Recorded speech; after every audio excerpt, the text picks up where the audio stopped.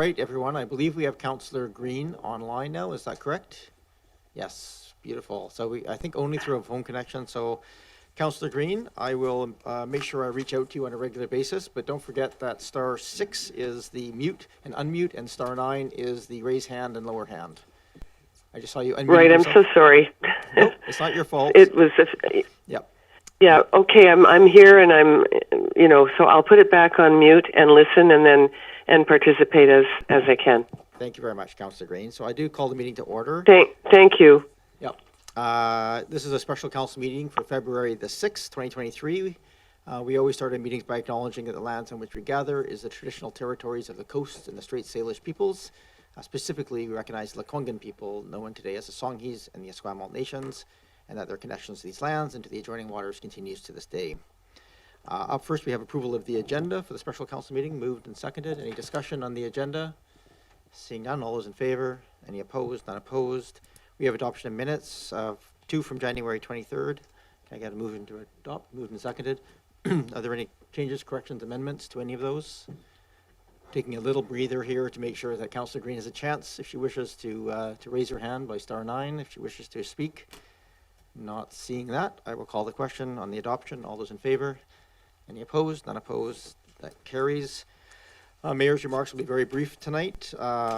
Just want to remind everybody that following this strategic planning process, we are going into budgets. Those start March 2nd. There's going to be 2, 3, I guess theoretically, potentially 4 of those, but hopefully we'll get through those.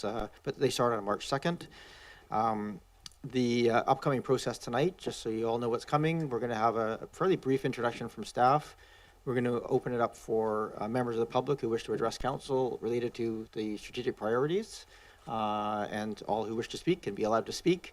At the end of the public input portion of it, we'll come back and then we'll go through a process of selecting, and I'll walk you through that as we go to it. But I just wanted to let you know that if you're here to speak, it is near the beginning of the meeting, so don't go too far away. And I just, I thought I'd just finish a little story just because we had a lot of people coming in today for meetings, but the first one of the day was a grade 3 class that came in to learn about local governance and things. And it was just a real kind of a reminder as we went through all the things that we're responsible for of the how impactful all the things that we do is. And they're sharing all their stories of the parks and the rec center. And we talked about transportation and firefighting and police and housing and recreation services and garbage pickup and everything in between. And it's a fascinating world that we live in. And this strategic planning process is part of that, as we sort of try and, within a reasonable budget, set the strategic priorities that we want to move forward with in this. So we had the kids debate a hypothetical between paying for a fire hall or a pool, and which was a very interesting debate that they had, and it actually split 50-50 down the thing, so the teacher had to cast the tie vote. But I also just reminded me of how so much of our job is doing that, prioritizing between really good ideas and often having to say no or delaying some ideas that aren't, which is sort of what we're doing here today. And so I just want to express my appreciation for all the members of the public that are participating in this, and to all the members of council, because although we've done a lot of the hard lifting already by coming up with a reasonably concise list, it is not always easy work as we go through these pieces. That's all my comments. So we move on to the special meeting matters, and as I mentioned, we're going to have a staff provide an overview of the priorities and the process that we've undertaken. We're going to welcome the public input at that point, and then council is going to walk through these projects over the course of time. For those who are following along, just a heads up that because of just to make this a little simpler for staff who may have to come and go, we've grouped the projects by department when we're going to do our consideration. And so that's a little out of order, but I'll make sure that we just flag which numbers they are if you're following at home in the report. So with that, I believe I have Ms. Bay, our Director of Strategic Initiatives, to introduce. Welcome, Ms. Bay. Thank you, Your Worship. I will start just by providing a little bit of an overview of the council priority planning process. So this is still relatively early on in the priority planning process. Can you do the next slide, please? So we've got the council priorities is really part of the aspirational stage of the council priority planning process, and you'll recall that you really started that process back in December when shortly after council was elected. And we're now just shortly after that trying to gear up for the financial planning process. So you'll see here that we're at relatively early stages as we work to align our budgets with Council's priorities. A next step in the Council priority planning process is the Council project sign-off. And that's really where we come back to Council and seek authorization to actually start a project.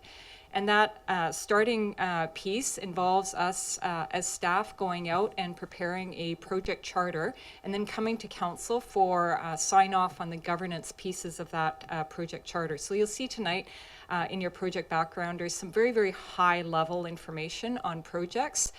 Before many of those projects start, we will actually be returning to Council to ensure that you're comfortable with the details of how the project is expected to roll out. So those details might include things like how the consultation will happen, the exact month that we're planning to undertake certain initiatives, what kind of consultants we're planning to hire, really the details of the project. So we won't be getting into that tonight.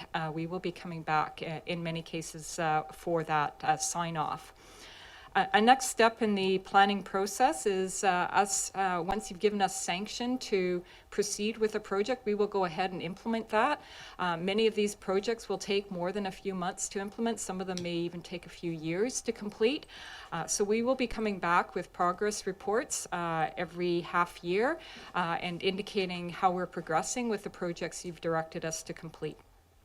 And then finally, there's a stage of asking the public how we're doing with the projects. And that really involves asking both about the types of projects that are being completed and Council's priorities, how the public views the progress on each of Council's priorities, as well as asking for potentially feedback on some of the projects that are still up for consideration. And I'll get to in a few minutes what that looks like.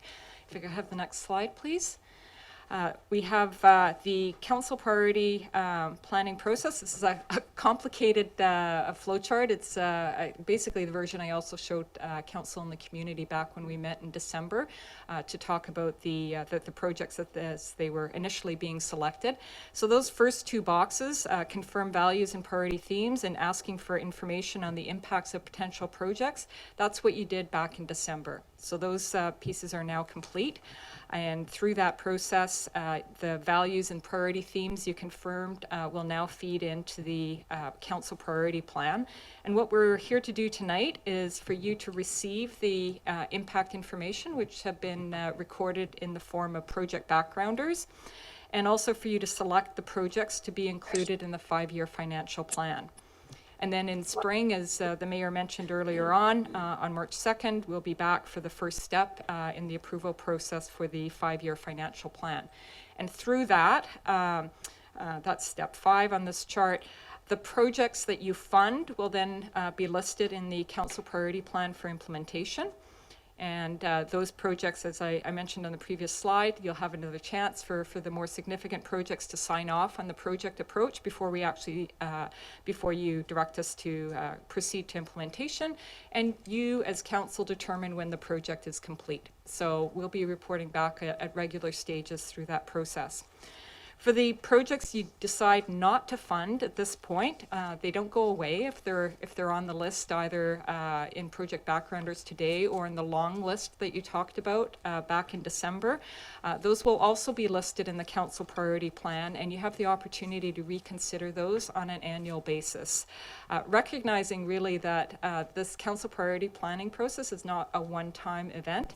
It is a continuing thing through the course of your mandate because situations change.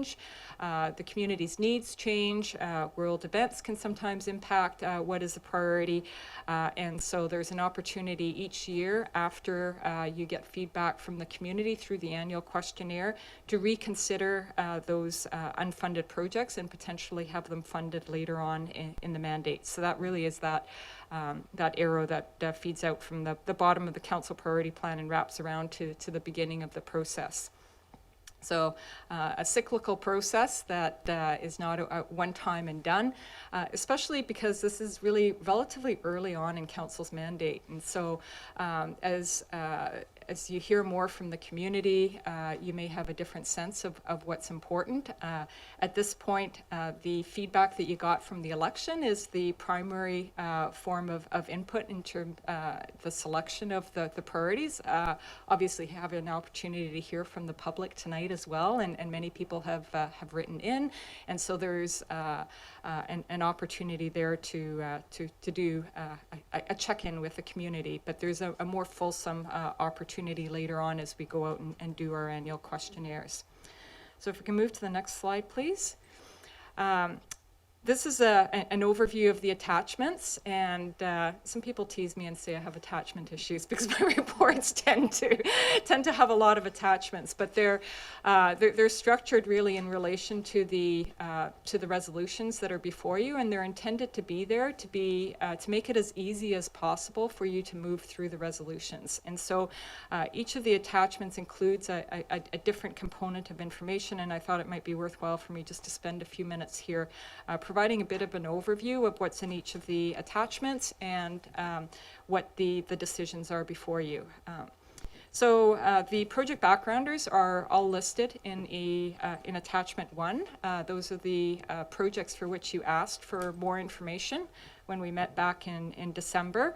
That's really there as background information. And at this point, I'd just like to introduce this fabulous team of colleagues I have sitting to my left, who are really the authors of those project backgrounders, as well as a number of people who are sitting in their offices right now listening and ready to jump in. So this was very much a team project, and preparing this on this relatively quick turnaround was really due to the efforts of this fabulous group of colleagues I've got. So I just wanted to take a moment to acknowledge their work. And they will, of course, also be available to answer any questions with regards to the specific backgrounders. Then moving on to attachment 2, I have a bit of a summary of the project backgrounders and a description of next steps. And hopefully that will serve as a good focal point as you go through deciding which projects to advance. That's really the decision before you tonight. Do you want to advance those projects, or are there any of them where now that you have more information on them, you think that maybe they're not the right projects to advance at this time? Maybe you want to put them on the long list for consideration later on in your mandate. Maybe the scope is a little bit broader than you had initially envisioned, and you want to put forward a different potential approach. Those are the kinds of decisions that you can come to tonight. If you do advance the projects, then they would be listed for funding in the 5-year financial plan. And then once they're funded, then we as staff go on to implement. Then in attachment 2A, we have a workforce plan specifically for the Community Building and Planning Department. And the reason we include that is that's the one department where to deliver on the project backgrounders that are before you, as well as operational needs. There is a need for additional staff positions in order to make that happen. So we provided the background information as to why that is and what that might look like in your packages, and that's really for background information. Then in attachment 3, we have project backgrounders specifically related to projects that the Heritage Commission has indicated an interest in advancing. They were interested in advancing 6 projects. 2 of them are outside the mandate of the current terms of reference of that committee. So should council wish to advance that, that would require some special resolutions that aren't part of the recommendations to advance. But if you're comfortable with advancing the 4 that are within their mandate, then that is reflected in staff's recommendations that are part of your package. So if you advance those would go to the Heritage Commission for implementation within the context of existing budgets. So the Heritage Commission has some budget funding currently available as part of operational funding, and the idea there would be to see those implemented within the context of that budget and within the context of existing staff resources. Moving on to attachment 4. That really is a list of the operational activities that are aligned with council priorities. And so I just wanted to take a moment there to emphasize that's not the full extent of what we do as an organization. That just happens to be the ones that we felt were most closely related to council's 6 defined priority theme areas. That is work that would be undergoing regardless of what council's decisions are on the priorities, unless you tell us not to advance those. So there's quite a few priorities there that may resonate with the community in terms of being important, regardless of what is advanced tonight through the council priorities. So I know we've had a couple of letters come in and saying, well, where's this project? And it may not be on the council priority list. It may be on that attachment 4 list, because it's something council has already directed that we proceed with through previous council resolutions. So lots more going on than just the council priority projects.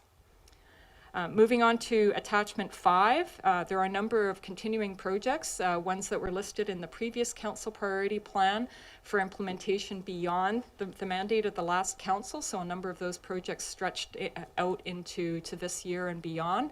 And so we just want to make sure that we don't lose sight of those, and those get carried over into the new council priority plan if that's council's intent. So there's a resolution to that effect that would basically see those projects that are already funded. So you will see that those don't have a green fund box next to them. It's because they're already funded in the 5-year financial plan and would be continued to be implemented unless council directs us otherwise. So if you approve the resolution, we go straight to implementation on those.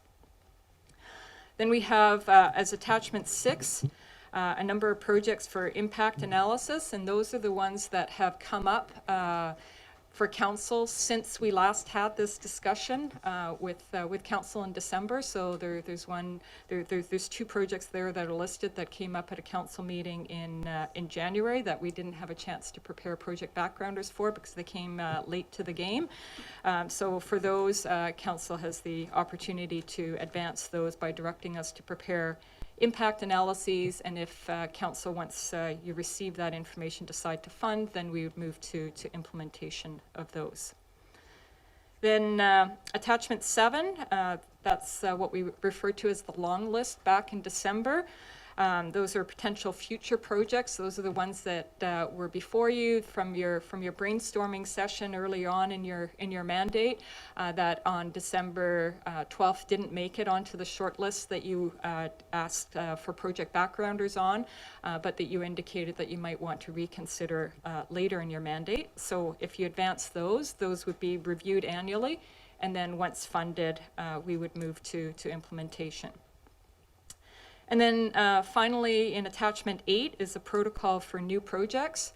And that's really asking council for agreement that if new project ideas come up through the year, that you would give our CAO, Ms. Williams, an opportunity to advise you on whether there is impacts that need to be addressed before we proceed to implement, and those could be financial or staffing implications associated with a new project. So that is a summary of the 9 attachments that are included with your packages. Moving on to the next slide, I just want to reiterate what the focus of today's meeting is. There's really 3 big questions for council tonight. One is which projects does council want to fund? Secondly, when, in terms of budget year, does council want to fund the selected projects? And thirdly, is this at a very high level, how council wants to approach the project? And is this how you intend for staff to proceed? Kind of getting at the point I made earlier on about have we got the scope right? In many cases, the discussion that council had on December 12th was relatively brief, and staff were furiously taking notes and trying our best to interpret what council wanted for each of the projects, but recognizing how little time we had to obtain council's input at that point. It's possible that we may have guessed wrong in some cases where there wasn't a lot of detailed direction provided for. So at this point, we'd like to get council's feedback on that, so that before coming back with the council project sign-offs, we have a better idea of what you're after, so that we can then scope that accordingly and refine as necessary before we move to implementation. And then importantly, in distinction from what's happening today, what would happen later on would be a discussion of the project details. And this is where we get an opportunity to talk about the desired outcome. If you have it, this would be close to talking about the terms of reference of a project. What is the scope? What is the approach? How will we proceed with consultation, et cetera? So a lot more detail to come before we actually hit project go. The purpose of today's session is to make sure that we have appropriately budgeted for the projects that you want to proceed with. So, Your Worship, next slide, if I could just pass things over to our CAO to provide a few additional comments before we move on. Thank you very much, Ms. Bay, and welcome, Ms. Williams. It's a nice picture. Thank you, Your Worship. I had the same thoughts. Thank you, Sina. And actually, thank you. Thank you to Sina for that incredibly comprehensive overview of a very complex piece of work. Before we turn this over to Council for your deliberations and your governance decision, I just wanted to take a minute to acknowledge the team effort, the collective team effort that's gone into getting this comprehensive report before you tonight. Sina has walked you through the very detailed attachments, and she's explained their interconnectivity to you. And so I'll just touch on the connectivity of the project backgrounders themselves and the team that put them together. Sina and Sarah authored this report, and the process that got us here this evening was developed also by this team. So huge kudos to the Strategic Initiatives team for their work on this. The work reflects 6 weeks of intense collaboration since just before Christmas by staff in all departments. The entire team worked incredibly hard to pull the information together, and it's really important to acknowledge that effort right across this team, many of whom are sitting here before us tonight in person, which is lovely. So the collaboration of the team is really reflected in the interconnectivity of the project backgrounders under consideration. And what you'll notice is that all project backgrounders, even though they initiate in an individual department and the lead will be in an individual department, the operational impacts of all departments have been considered, and that was done through a tremendous amount of collaboration with the teams. Everyone took the time to review all project backgrounders and provide input into those. The timelines that have been proposed tonight for Council's consideration considered the workloads in each department and required a synchronizing of all of the work plans so that we could find the best timelines that was realistic to deliver the projects within our capacity, with the exception of the one area that we are noting additional capacity is required. So I just want to thank Council for the heavy lifting in the shortlisting that you did to get us this list to focus on and to get us here this evening. And huge thank you to the team for the effort to put together this comprehensive piece of work for your consideration. Sina captured very nicely what we hope to walk out of here with tonight, and that's really an understanding the three things. Do we have the right projects on the list? Are there some that maybe shouldn't be on there? Did we capture your intent in the scope? At a very high level, did we capture the intent? And if not, let's get clear on that tonight. If we've generally captured it, I think the project or the council sign-off point will be a great point to do that final tweaking. But if we're off base, let's have the conversation tonight and really refine that scope. And are you able to support the timelines that are proposed, which are considerate of existing capacity and operational workloads? So with that, I will just turn it back to Your Worship, and huge thank you to the team for their work to get us here tonight. Thank you very much, Ms. Williams, and yes, welcome to the almost all of our senior leadership team here that's here to support us this evening. So up next is public input. I have a list of speakers who have registered to speak. I'm going to go to that. As we do that, I just want to point out we have received a number of pieces of correspondence. So if you submitted them, they're part of our package, and Council has read them. So you're more than welcome to if you do stand up and speak to it, but I just ask that you don't read them aloud again or spin that. I've got about 3 minutes per speaker. We have a fairly robust list of people who wish to speak. So try and keep it to 3 minutes. If people want to go a few seconds over, that's fine. If you want to be a bit shorter, that's fine as well. If you're calling into the 1-855 number, it's *9 to raise your hand, and we'll call on you by your phone number when that happens. I just want to reiterate something that Ms. Bay touched on, which was just that, so tonight we're essentially determining whether all or some of the priorities that are listed here will proceed to the budgeting process. And we're also here to look at the high-level scope and timeline of those projects. This is definitely not the final decision-making point for council. There's more information to come as we go through that process, and multiple opportunities for further public input as well. So both in the budgeting process and then as specific projects and the scope of those projects are considered, those will also be available for public input. So there's multiple stages here, but the idea is we want to get as close to right as we can at the beginning of this process, because that obviously streamlines the entirety of the process as we go forward. So with that, I'm going to call people up by name that have registered, and then if there's anybody else in addition that wish to address council, you're more than welcome to do so. So in my order here, I have indicated they're going to be in person, but not necessarily so. Jackie Rudd, are they here? Oh, you just registered to come. Perfect. Next up, I have Marilyn Palmer, who I know is here. Just okay, no problem. Well, then we may have a bit more time for other people to speak. We have Mr. Sirois, who I know has written some correspondence. Did you wish to address council as well? Okay. Please come up to the... Yeah, if you can keep it to approximately 3 minutes, that would be appreciated. You can hit the button in front. The rule here is just state your name, municipality of residence, and then... Jacques Sirois, 542 St. Patrick Street. Thank you for the opportunity. I want to bring up two, what I perceive as important priorities, two possible projects. Nothing new. We've been talking about this for, well, a decade or so. I want to talk about Cattle Point first. Cattle Point needs help, and the rest of Uplands Park. You know, we have a curse in Oak Bay. We have exceptional natural areas. We're all aware of this. It's a blessing and a curse. At this point, Cattle Point is, we need to design professional, appropriate visitor infrastructure for Cattle Point. We need a formal trail system. We possibly need some boardwalks, viewpoints that will accommodate the handicap, wheelchairs, baby carriers. We need to get serious about this now. We've been restoring Cattle Point and Uplands Park for 3 decades. And at this point, the site is being restored and degraded at the same time, because you have human and pet traffic going in all directions, absolutely everywhere. So in my view, this has become a priority.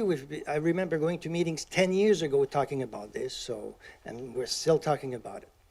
So that's project number one. I would like to see professional infrastructure built at Cattle Point and in Uplands Park. Second project I think is very urgent as well. Following the example of Salish at present, we need a robust, serious review of our dog bylaws, systematic review. We have reached a point where we have pets on leash and off leash everywhere, in all our public spaces, in all of our natural areas, all parks, all beaches. Now I think we need the adult conversation about this. Exactly what Salish is doing right now with its initiative, People, Pets and Park. I'm actually amazed to see what they are doing at present. So I think the time has come to do this. We basically have, and one important thing, our beaches should be, the regulations, our bylaws should be harmonized with federal regulations as it pertains to our beaches, which are technically in Victoria Harbour Bird Sanctuary since 1923. So the time has come to do this, I believe. I wanted to be brief. I have nothing else to add. Thank you very much for your time. 2.5 minutes, Mr. Sirois. 2.5 minutes? Yes, Good. You did well. Next up on my list here, and by all means, if you don't wish to speak, that just I'll have a wave. It was Francis Landy. Okay. Okay. No, everybody's welcome to attend. Andrea Careless.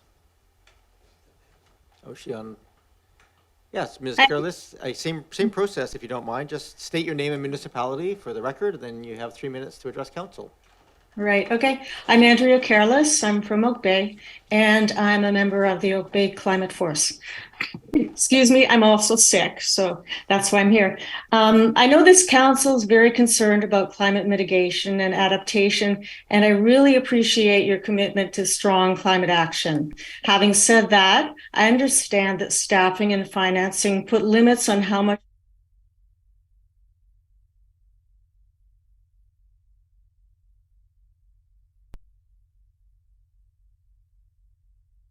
priorities in attachment 2. They all effectively address climate change as well as social justice. They also reflect the recommendations made by the Community Climate Action Working Group, so I'm very happy to see them there. I want to list some other initiatives in the following attachments that I think should be included in the project priorities. And I'm not sure if I couldn't really figure out if they automatically were for attachment 5 or not. So just saying. Attachment 4, the 3-year phase out of gas-powered landscaping equipment. The last council voted unanimously, and I think very courageously, to phase out all gas-powered gardening equipment over 3 years.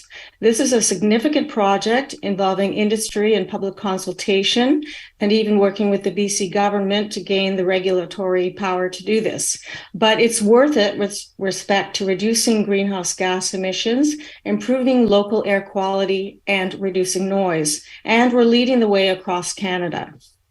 Car sharing. I'd like to see Oak Bay update its bylaws to promote more car sharing as requested by Moto Car Share. Car sharing is one more way we can reduce greenhouse gas emissions and help families save money at the same time. Attachment 5, incentives for greenhouse gas and energy reduction in buildings. So this is hire a consultant to develop policy framework, program, and implementation plan for GHG and energy reduction incentives. This initiative ties in with the Community Climate Action Working Group's recommendation, which Council adopted, to develop programs to accelerate GHG and energy reductions for buildings. As we all know, buildings are a huge source of greenhouse gas emissions. I think most people want to reduce emissions, but it's really expensive, so incentives would be very helpful. Also, the province will soon be introducing carbon pollution standards that are mandatory in a couple of months, so the timing for incentives seem to be right on to me. Attachment 6. I also hope the vision for the Balcurret B Street restoration will become a priority. I know it's not being considered tonight because its backgrounder hasn't been completed, but I would think that this could receive major funding from other jurisdictions, and it's really crucial. And finally, I'm not sure if this last comment is pertinent to this meeting about project priorities, but I think it's time we did a greenhouse gas inventory. And I'd also like to see a report out on how well we're meeting our emission targets. Thank you. Thank you very much, Ms. Careless. Just a little over 3 minutes, so we've offset nicely here between the two. I have next Dylan Kelk. Actually, Dylan has signed off because he realized he wrote in the very same thing he was going to say. Okay, perfect. Thank you for that. I have both Jamie and Jason Sikora listed on my speaking list. I'm not sure if they both wish to speak or if they're just here. I see a Jason Sikora on the Zoom call, so perhaps if you wish to unmute yourself and bring up your video, you can address council.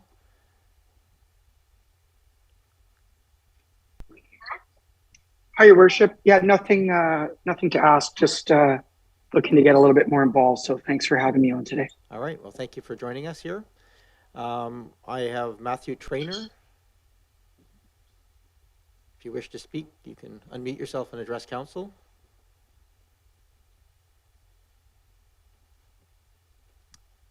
Don't. By all means. Is Matthew Trainer there?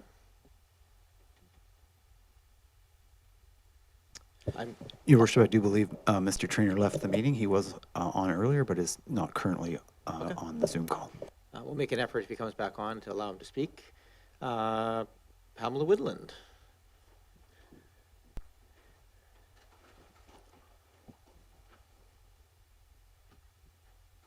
Welcome to the meeting.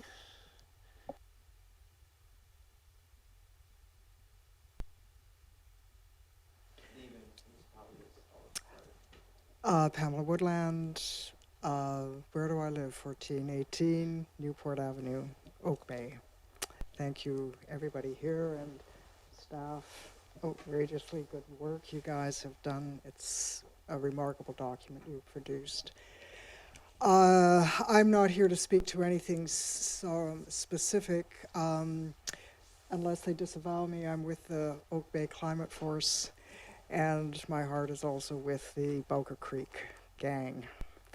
And what I'm speaking to is the criteria as it's embedded in the context of the climate emergency, which was declared a pandemic ago, and how in the intervening time, it hasn't improved. Things are getting worse. And speaking to that context, it's happening in Oak Bay because it's happening globally. Everything is interconnected. We live in the web of life. Everything impacts everything else. And so I'm thinking of the priorities in terms of that context of how everything in there is also interconnected and related to everything else. So when the council is tasked with having to decide on those priorities, my invitation is to keep in mind that we are in a state of, we're in a dire state. And I'm thinking of those grade 3s. And what world are we building for the grade 3s? Do the grade 3s want a parking lot, or do they want a restored habitat for the watershed that passes through Oak Bay? Do they want clean water? Do they want clean air? Where are they standing with in terms of active transportation, etc.? I'd really just like to have those grade 3s in the room when decisions are being made. And I am not going to overstay my welcome. I think you kind of get my point of, I appreciate the seriousness of the decisions that you guys have to make, and I appreciate all the work that you're doing to address those. Thank you. Oh, double plus, bonus, Jacques Sereau, terrific ideas that he has that address those grade 3s and what they want to see when they go to Cattle Point and to Uplands Park. Likewise, the thorny issue of the dogs. Thank you. Thank you. In addition to the pool and the fire hall, of course, that we spoke about. I have next in the list, and I'm not sure if they wish to speak or just be here, Josh Dupuis. You can just state your name and municipality. You don't have to give your address, just the municipality is fine. And I gotta hit you have the- 3 minutes. Go Do I ahead. gotta hit the button? No, you're fine. Oh, okay. Dear councilors, your worship, about a year ago, I started a company called Wildwood Saunas, and we have a mobile sauna business. We drop the saunas off at people's houses, and they can rent them for 3 days at a time. But we've also been doing saunas on the beach. So for a lot of cold dippers in Cold Bay, in in Oak Bay, and in Salish, and pretty much all the municipalities around. We've been trying to just figure out a way to operate, to find a way to get a permit to do that, basically at Willows Beach. We've been going there about 11 months. We went there, and then they said that we couldn't go anymore because there's no permit that's allowed, like for food trucks and stuff like that, which I understand. You know, we don't want a bunch of food trucks on the beach and stuff like that, but we offer a healthy service to a lot of people that like to do, you know, bring community together by jumping in the water and stuff like that. I have a petition going with 470 signatures on it. That's people that would like to see this happen. And also, I'd like to read an email from someone, or one of our clients. Sorry, I don't speak in public very often. As cold water swimmers who go into the ocean daily, we can both speak to the benefits of cold water immersion, such as increased fitness, reducing pain and inflammation, improving blood pressure, cholesterol levels, boosting immune system. The combination of cold water immersion with the sauna therapy offers further benefits to human health. The health benefits of sauna include lower blood pressure, reduced inflammation, reduced risk of dementia, improved heart functions, a lower risk of stroke, better mental health, and recovery from muscle soreness. Another added benefit of your portable sauna at Willows Mr. Beach. Dupuy, I just for this record here, in the public participation, we don't have any sort of bylaw enforcement allowed for this portion of it, if it's a consideration of that. This isn't the right venue for it, so that has to go through staff or through me at the office. Oh, I'm sorry. So it's okay. Okay, yeah, We're first really time here I just talking about strategic priorities, but Yes. the issue that you're raising, we actually have one of our strategic priorities of updating our business bylaw allowances as part of I our, see. Okay. not that specifically. Okay. So if you're okay, I might just direct you to reach out to myself or Ms. Williams, who's the CAO. Of course, yeah. During working hours, and we can certainly have to talk to you about that more specifically. Sounds good. Yeah, didn't mean to ramble there. Yeah. No, it's all good. Thank you. It's Great. just that our procedures bylaw is fairly clear about what we can and can't do, and if it's bylaw enforcement, we can't talk about it here. Okay. Didn't know that. Nope, Thank you. it's fine. No, thanks. Thanks for coming out tonight. Next up on the list, I have Evan Southern. Mr. Southern, welcome. Thanks, Mayor. I appreciate the opportunity. I just get you to state your name and I municipality gotta do all that. residence Yeah, for the sorry. record. Thanks. No, it's okay. The preamble. Evan Southern. I live on Kelsey Place, 3553. First time participating on behalf of as a resident, and again, I appreciate the opportunity. I normally wouldn't be here at this time because this is bath time for my young son, but I thought it was important enough to come and chat with you guys tonight. I will comment. I had a brief opportunity here scrolling on my phone. I wasn't on TikTok. I was actually looking at the 68-page report, and I agree with staff. It is comprehensive, but I will save you folks a lot of time and say that the one thing that's missing is what we're doing for children and families in Oak Bay. I appreciate all the priorities. I don't envy the decisions that you have to make, but when it comes to what we're delivering strategically for families and young families like mine, I would say that the services around parks and recreation is sadly lacking. I think the needs of the community, specifically on playgrounds. So if you're going to ask me what priority of all that list I would like to choose, obviously it would be 22 for a playground replacement plan. But I'll give you just a quick few examples. You know, Willows, I remember growing up and rollerblading there for tea parties.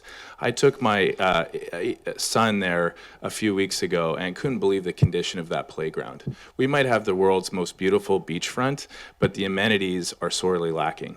And I couldn't believe the condition.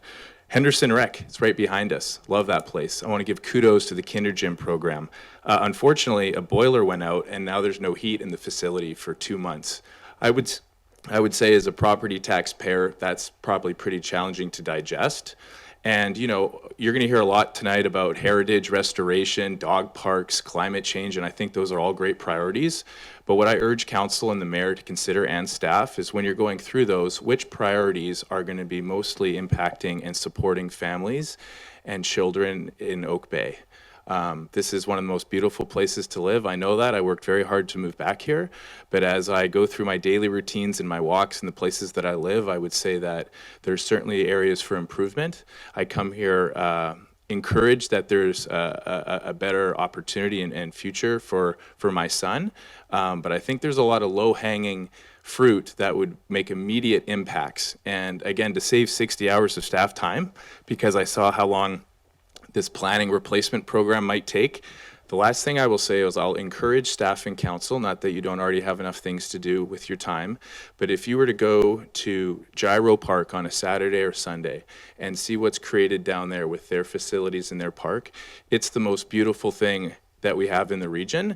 And I would say even though we have some pockets of it here in Oak Bay, we could certainly implement something like that. And I know we're not trying to compete with Saanich, we're our own municipality, but that is what I think a lot of young families are looking for. And I just, I don't see that echoed through some of those priorities. I do see it in some places, but it shouldn't be classified under livability. It should be classified under families and children.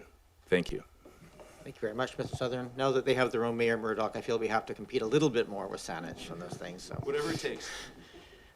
Next, I have Mr. Taddy, who is online, I see. Welcome, Mr. Taddy. Same rule, if you want to state your name and municipality of residence, and then we can take your comments. Tim Taddy in Oak Bay. Can you hear me okay? We can, thank you. Thank you. Well, thank you for the opportunity to speak. The council priority projects report is extensive, and I appreciate all the work that's gone into it. And I know you have a very difficult job in coming to terms with the priorities, costs, and resources. My comments are somewhat born out of frustration, but are meant to be constructive and with an appreciation for all your effort, and to actually encourage the new council in their important work. Oak Bay has a history of well-meaning and lofty goals, but it frankly comes up short on performance. Most even know I've been quite involved in and had the privilege of being involved in committees and commissions, and I've watched the hard work of council, but I'm quite frankly quite frustrated with the lack of progress on your stated priorities, your most recently stated priorities. In housing, we have a well-recognized OCP. The process was excellent. It's now 8 or 9 years old, and yes, a small step was taken on suites in the dying days of the last council. But we have taken no steps in creating bylaws and zoning to encourage housing alternatives such as duplexes, triplexes, townhomes, and small homes on small lots. The process remains cumbersome, lengthy, and costly. All of these are barriers to this kind of housing. Active transportation. We have another 10 to 11-year-old report just collecting dust on the shelf. We have no protected corridors or bike lanes to show for it. Nothing that encourages active transport, and this is important, by all ages and all abilities. Other communities, and not just Victoria, have created whole networks in the time that our consultants report has been sitting on the shelf. The marina and the marine environment. Certainly, the first step didn't work as everyone intended, and nothing was really been resolved. You have an eelgrass report. We have an eelgrass report that's 8 years old. I applaud council for the work they're doing in supporting the Bowker Creek restoration that ties in with that.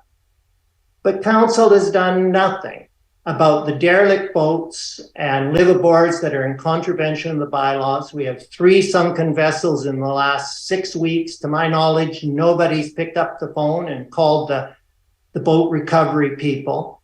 The eelgrass report identifies the marina area right through to the end of Willows Beach, much like Jack talks about, as a very special area that is deserving of restoration and preservation.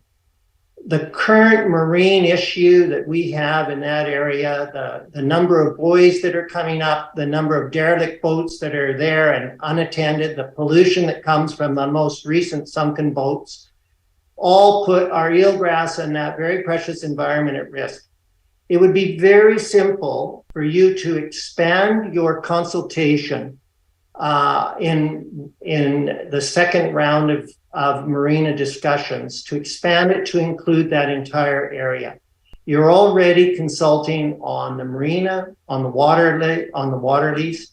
You should expand it to include that whole area, so that we can at least talk about regulation, expanding the water lease, regulation of that area. It would be very cost effective to do it now, not wait for another 5 years. We've already lost 5 years by the past council's dealing on the marina. So pardon my frustration, but this was an easy one to include. Thank you. Finally, I'll be really positive.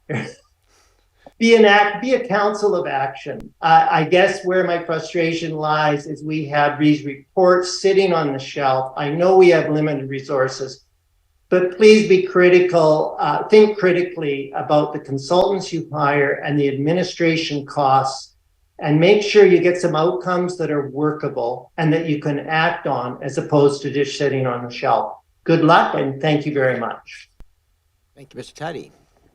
That completes our list of scheduled speakers that register to speak, but it does not prevent others from raising their hands and speaking to us before we get on to the actual consideration of the priorities in front of us. Is there anybody else who wishes to address council, either in the room, you just raise your hand, or you can, if you're online, you can raise your hand. I saw you a thumbs up from Ian Graham. So I think that's intended to be a hands up. So if you wish to unmute yourself, you're more than welcome to, if you just state your name for the record and your municipality of residence. You have up to 3 minutes to address council.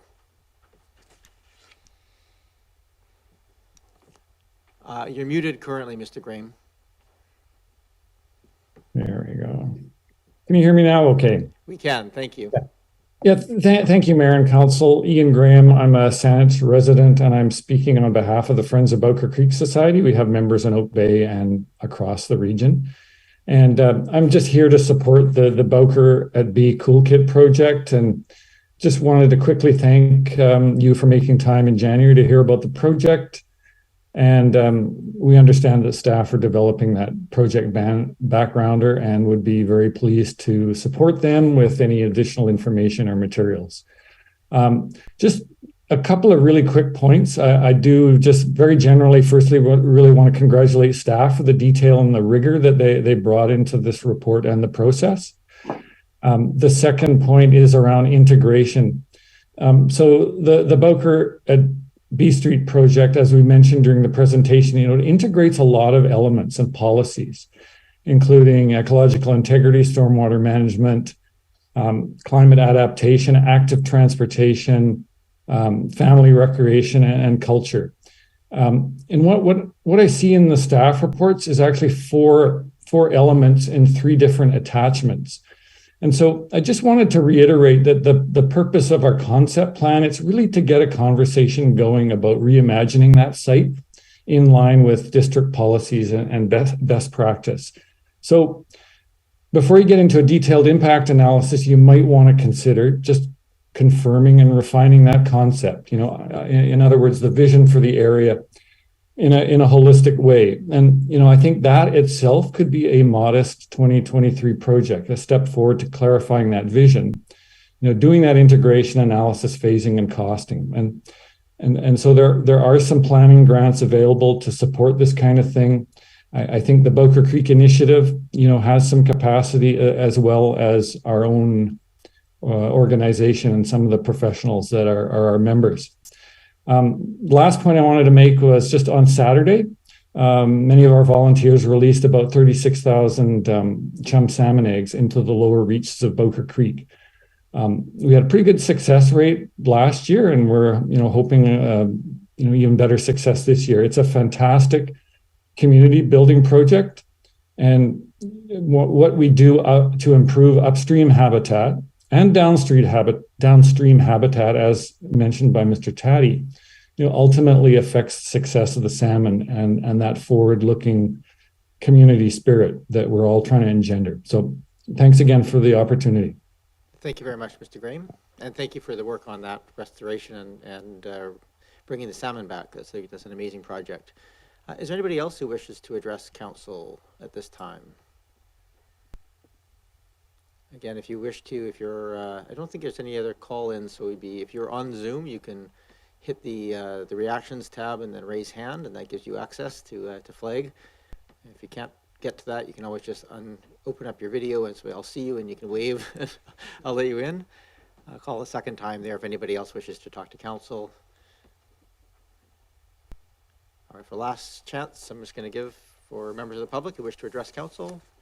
Looking in the room here as well, if anybody, hands are going down very quickly. That's interesting. All right, no, I don't see anybody else who wants to address council. So thank you very much to everybody who spoke. Very much appreciate the feedback that provides. And those who wrote in as well, also extremely helpful to us making the decision. So with that, we are going to move to our job as council.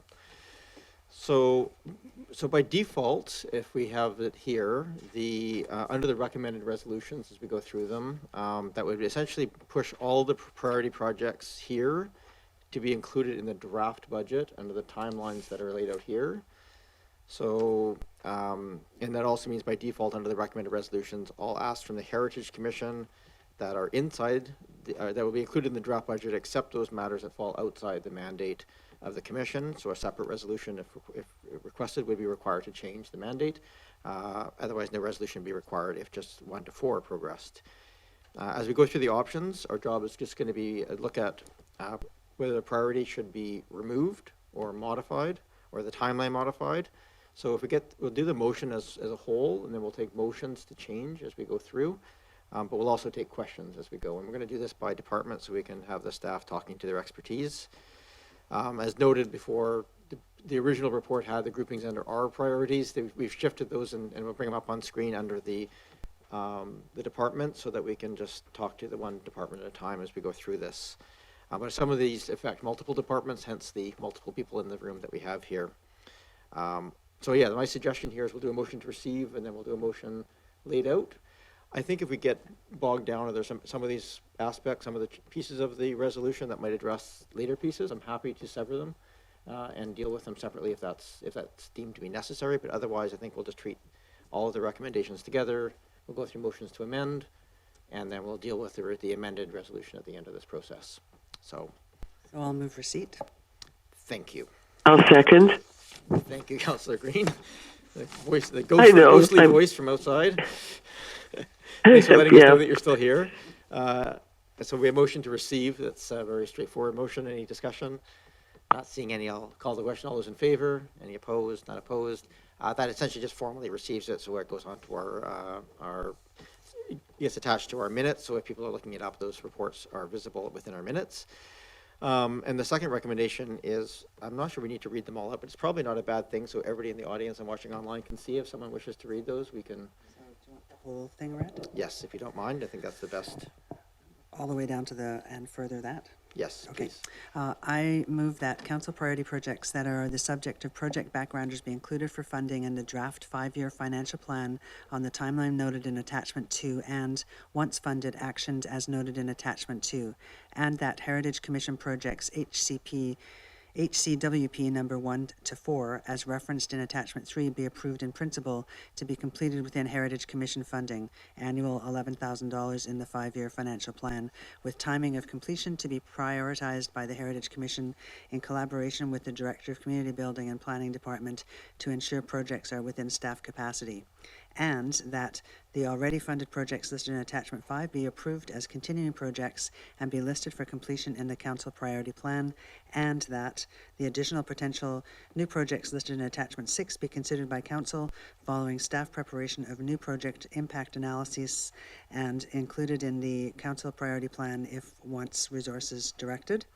And further, that council approved the 2022-26 council protocol for directing new projects outside of core services, attachment 8.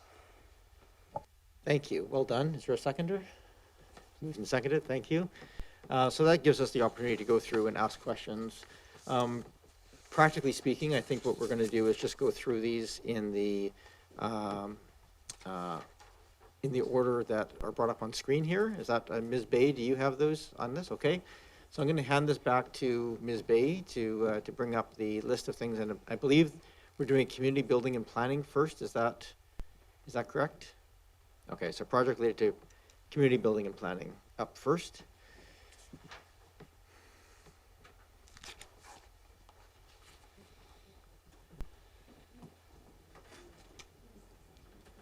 Oh, it's hard to see.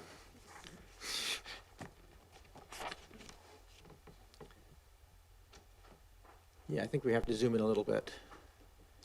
So why don't we go through these in order? We can look on our sheet. If you just sort of, you can see the reference number. So we're looking at the first one is reference numbers 1 and number 2. And this is options for addressing constraints to affordable and diverse housing. Let's say over the totality of this project is over 3 years, but starting in this year. Certainly we'll be informed as we go through our infill and other housing projects.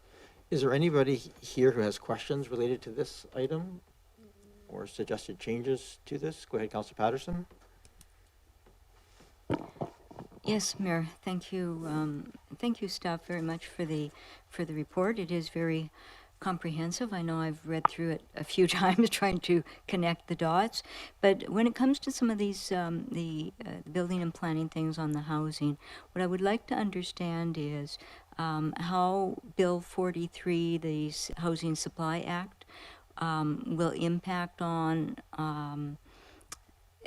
the metrics we're going to use to understand what we have, what we need, and performance indicators going forward, because that bill will of course impact a lot of these. And so rather than siloing them and trying to do them as our own unique community, I would like to understand what data will be required to be collected of the municipality and how we'll deal with that. Mr. Boole, do we know that yet? Thank you, Your Worship. Through you, yeah, that bill has not been finalized yet. So, but definitely, of course, when that is put in place, we'll have to incorporate that in whatever framework and measuring program we are going to set up. So, definitely on our radar. But unfortunately, we can't. I haven't put a lot of detail in the background on that topic. I think I'm referencing it. But yeah, that would be definitely. The timing of that, the monitoring program, I would like to make sure that that kind of follows up on the heels of the adoption of that bill. Thank you. Perhaps you can just explain what the process is. So obviously that'll inform, we'll get some direction from the province. And as it impacts some of these projects that would come back at that time for an update from staff to inform us about the impact of that. Is that? Thank you, Mayor.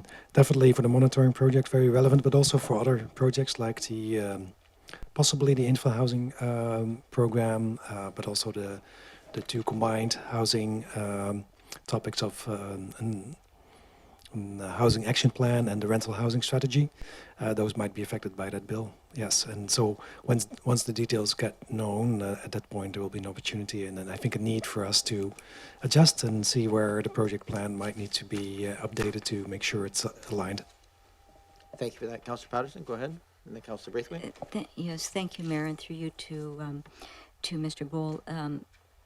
In understanding then what you do of the intent of the act, on some of these things like the addressing constraints and developing strategies for maintaining rental stock, is there overlaps between a lot of the information that we will need to undertake to comply with legislation and what would be done as part of these? I'm trying to understand if there's synergies between the work that might be done earlier and what we will have, but just so that we're not duplicating or heading off into a direction and then having to change course and come back.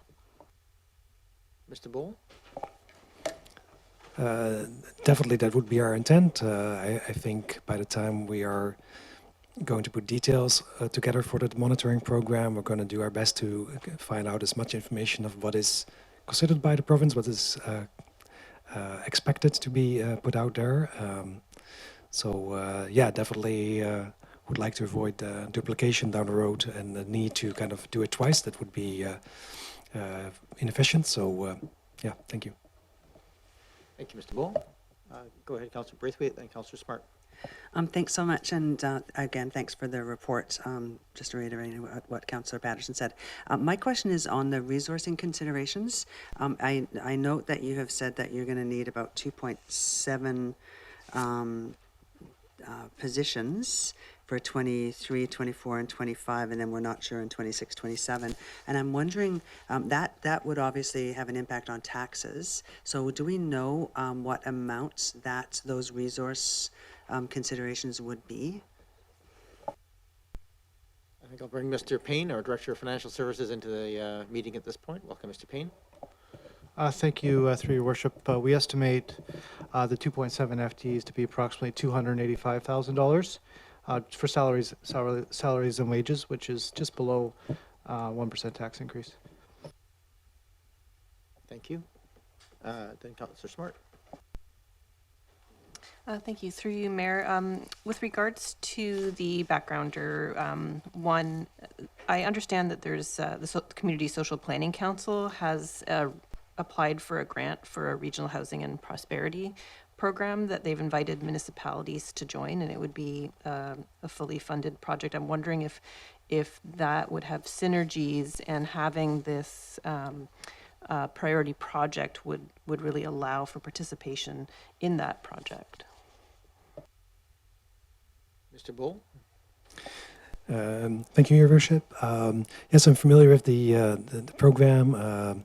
For the Social Planning Council, I've been attending the meetings, and there's 2 or 3 municipalities that are currently part of that project are kind of leading it, and but they are already sharing their findings and the process with the rest of us, so to say, in the region. Yeah, I think right now their focus is, I believe, if I remember correctly, on a resource document. That's going to be definitely helpful for us as well. And down the road, if that project evolves into something either bigger or follow-up phases, there would be an opportunity for us to participate, and definitely it would tie nicely into this particular project because of that comprehensive approach to housing and defining strategies and an action plan for it. Thanks. Thank you. Go ahead, Councillor Watson. Yeah, thank you, Mayor. Just following up on that through to staff, and maybe it's just a comment about 1 and 2. I felt that it was a query about scope on this. I wondered, particularly given the work that is being already done by others and a lot of information out there, whether this project really needed to include item number 1. I think that we already, even in our daily lives, know enough about the answers to those questions, and wondered if doing 1, particularly in 2023, just actually diverts from the more important work of getting the infill housing strategy done and delivered. And I would like to suggest that we actually reduce the scope on this backgrounder by taking that item out. So I'm not quite sure, Mayor, how I would advance that idea, but I do want to put it on the floor for consideration. So the process would just be that we make a motion, and I think consider whether or not you want to maybe have it start at a later year, or if you want to take it off the map entirely, if you think it's more appropriately thing. I think if you wish to make a motion to do one of those 2 things, we sort of have 1 and 2 put together. So if you could be sort of specific about what portion of it you would like to move to a later date, or to just sit in limbo for another bit of time, I'll leave it to you. Don't worry too much about getting the exact wording right. I think we can help you with the wording. You can just share with us your intent. Thank you. So what I would like to propose is that it's called backgrounder number 1 and number 2, and it has 3 items in it as part of the project. And it is item number 1 in that combined backgrounder that I would like to suggest be removed entirely, so that the work on the balance not begin until 2024. Because I think we have enough housing work, housing policy and housing implementation work on our plate for this year. And if we want to do it justice and do a good job, we should not be diverted by this particular exercise, which I don't think will actually add much value to our existing understanding of what's constraining affordable housing. So that's my proposal, that we actually remove it from the project scope for all time, not just for a while. Thank you, Councillor Watson. So just the motion would be to modify this. I'll let the staff help with wording, but to modify to strike the first part of the 3 parts of the backgrounder, and the project would otherwise stay the same on this priorities list. Okay. Is there a seconder for that? Seconded. Thank you. I'll second that for discussion. Sure. Thank you. We have a mover and a seconder. So we are in council, but I'm going to just treat this as a little bit less formal than we normally do. So you think you've already made a fair case for what you're arguing here. So for discussion, anybody wish to jump in as the seconder wish to speak to it? Go ahead, Councillor Patterson. Yes, thank you, Mayor, and I support Councillor Watson's recommendation for the reasons that she has stated, but also there are a number of professional associations at this point in time who are doing workshop sessions. I know other members of our council have attended, along with myself, and so they're doing a very good job. Some of it perhaps self-interest, but a good job at representing what the challenges are. And it is a bit of work to jump in on those sessions and do some learning, but there's some very good information that is available. And of course, for the reasons that I also stated, I think that there's going to be some overlaps of this with Bill 43, the Housing Supply Act, and the key performance indicators that we're going to have to keep with that. So I would like that to wait until that comes to fruition. And I would also like us to really focus on our secondary suites and infill housing and getting those projects delivered to the community with all of the bylaw policies that are required so that we can move forward soundly on that basis. Thank you. Thank you, Councillor Patterson. Go ahead, Councillor Appleton. Thank you, Your Worship. Speaking against the motion on the floor, I will just note at this point that the original genesis of this discussion around the council table and the original motivation for discussing constraints to affordable and diverse housing originated with my original motion that essentially is started off as that first component of that of what is in the backgrounder. This topic was not being discussed at the council table before that motion was brought forward. The motion as brought forward was intentionally broad and strategic in scope because of the recurrent issue of challenge to what constitutes affordable housing and the persistent and recurrent conversation that crops up in the community about Oak Bay not being fundamentally impractical for affordable housing considerations. So I wish this, if we want to call it a strategic or a conceptual or a higher level aspirational goal, to be retained in this backgrounder, because I want, in my view, council should indicate their desire to achieve affordability in the Oak Bay context. And challenge the assumption that Oak Bay is fundamentally incompatible with affordable housing. So I just, this topic was engendered by this original motion that now forms portion number one. Not that the other components are not significant, but I think that the aspirational goal of working towards not excluding affordable housing from Oak Bay should be retained. Thank you, Worship. Go ahead, Councillor Smart. Thank you, Councillor Appleton. I will also be speaking against this motion. I can understand wanting to take this first piece and change it a little bit more into action orientation, but I definitely wouldn't want to see it disappear. And I guess, as it's been said, we know what all these things are, but we're not doing any of these things, and it's not enough for us to know them. And what we need to do, I feel, in this first step is to list those things that we know and actually come up with the concrete things that we can do to address these. And I would love to give I'd like to hear from planning a little more background on what they imagined from this, because I don't feel this one sentence maybe gives it justice. I'd like to hear a little bit more. Sure. I'm happy to put Mr. Bull on the spot and maybe perhaps share your understanding of what this would, you're looking at it in a 1-year time frame, and it talks about understanding constraints, but also potential tools that we can use to address affordable housing. So perhaps you could just give an overview of what you see in that process, Mr. Bull. Thank you, Mayor. Yes, first want to say that there are indeed general resources, of course, and there's a general understanding of what issues are around affordable housing. This particular part does follow up on the motion that Councillor Appleton was referring to. And I do think the value of that particular analysis is to have a better understanding and an appreciation, both by staff, council, and the community for that matter, about what are those financial workings specifically in Oak Bay.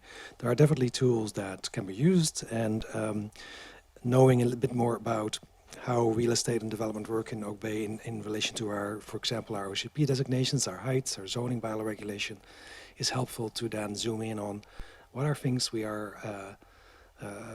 can change and update, and some of those barriers could be removed even on the basis of the results of this particular study.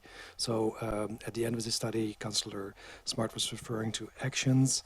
I think that right now that is not quite worded very clearly in the backgrounder. That could be updated that way. Right now, it ends with identification of the tools available to the district to address these constraints. Sorry. But it could be adapted or tweaked to make sure that maybe it results in an initial set of actions that could be taken. So that's maybe a suggestion if there's a desire from council to further update or review that particular backgrounder. Thank you. I think we're going to deal with the motion that's here on this one, 'cause I think it gets to the heart of that particular question. And I think the sort of little small nuances will come back in the detailed pieces, so I don't want to get into wordsmithing too much at this table here. So right now we have a motion to remove that item number 1 of that 3-part list. Any other discussion on that? I'll speak to it, Kevin, if I may. Please do go ahead, Councillor Green. Thank you. I will support the motion. I was reminded by Mr. Taddy, who spoke earlier at the public participation period, that we have raised a lot of expectations over the years on a number of projects, and he was quite critical, mind you, but rightly so, I think, in some instances. But I guess my concern is that we are really needing to, I think, gather our energy around and our focus around implementation around the housing file. So I will support the motion, and I appreciate the comments of everyone at the table, but I am concerned. I guess I don't want to see us stray from the very rigorous agenda that we've established here. Thank you. Thank you, Councillor Green. This is exactly, I mean, we can't afford to do this much discussion on every single line item of every single piece, but the housing portion is an important one. And I think I'll say a few words here. I think the arguments that have been made here have sort of been very reasonable and rational on both sides of the equation. I didn't see a problem with this when I read through it. I really appreciated, Councillor Watson, your comments and the comments of people supporting removing it. I think those make a very strong case for saying that, you know, if it's not directly related to creating housing, perhaps we need to lean down. The second half of that, however, of course, is do we really understand how, as we're making those changes in housing, how do we possibly fit in some affordable housing, and what tools are available to us to accomplish that, if that's a goal. Based on that fine line, I'm prepared to leave it in, I think, at this point. It's a narrow one. I think both arguments are pretty compelling. But I think I think we don't necessarily have a good shopping list of ways that we can tie in some of these affordable housing pieces. And it was interesting, I was sitting at the Housing Corporation meeting, and somebody asked the question of what defined affordability, and the staff there went through, I think, about 7 different definitions depending on who the funder was, because the funders of these programs define it how they see fit, as a percentage of income or as a dollar per square foot, and all these different mechanisms depending on those. So I think if we understand those tools well and we have that ability to bring it to the table, then as you're making decisions, we might be able to slot this in. So I'm prepared to leave it intact, but I'm also willing to listen to anybody else who wants to have comments before we get to a question. Go ahead, Councillor Smart. I just also wanted to add that I just, as excited as I am about the infill housing, I do see it as one of the most important things we're going to be dealing with right away. I don't think infill housing alone is going to solve our housing supply or our affordable housing issues. And I think that this is an amazing project that could really prep us for the urban village plans that we're going to be doing the following year. And yeah, I see it as a really important piece. Thank you very much. I would just also point out, while I support having us in there, I think it is worth noting, as been made by other comments, affordable housing in Oak Bay is very difficult. It's difficult anywhere right now. I think by most measures of affordability, even with free land and subsidized building, it's actually hard to meet most of the affordability thresholds that are set by most of the funders these days. So it's quite a remarkable situation that we're in with the cost of building right now. So the motion on the floor is to remove that one item. I think we talked about it, but take any other questions or comments before we go. Go ahead, Councillor Watson. Yes, just to maybe close out, thank you, Mayor, on what I said before. I think that maybe, following up on what you've said about affordability, I think that's really the issue. The issue, I think, for Oak Bay is more about just advancing supply in our community. We are not going to be able to address affordability by anybody's definition, but we can address supply. And if we divert our attention to affordability, which would only accrue to maybe one or two small projects over the next 10 years, given the amount of subsidy that would be required to achieve that, I think that's misdirecting our attention and energy. And I speak as somebody who's come from a long profession in social housing, but that's what I see. So I don't think that this is meaningful work for us to do when we could be putting our energy into advancing more supply, and that's through our zoning tools and our zoning bylaw and our village plans. Thank you. Thank you. Go ahead, Councillor Smart. I just wanted to clarify my understanding of affordable housing with regards to this project boundary, and it's affordable housing at all levels. So it's affordable housing for every single demographic in Oak Bay, being able to afford the kind of place they want to live in at 30% of their income. I didn't see this motion as being about low-income housing. I saw it as about being affordable housing for everybody. Councillor Patterson? Yes, Mayor, and I think that a lot of these things are going to come to the surface as we do get the impact of the new bill, and I think that also the province will have an undertaking on their part to get some of the statistical information that will help inform these processes. But when I look at 880 hours requirement for this, that's on the background sheet, for this and for the Building and Planning Department, which is already, we know from this report, at capacity. So even if we're using consultants to do it, it still means oversight by our staff.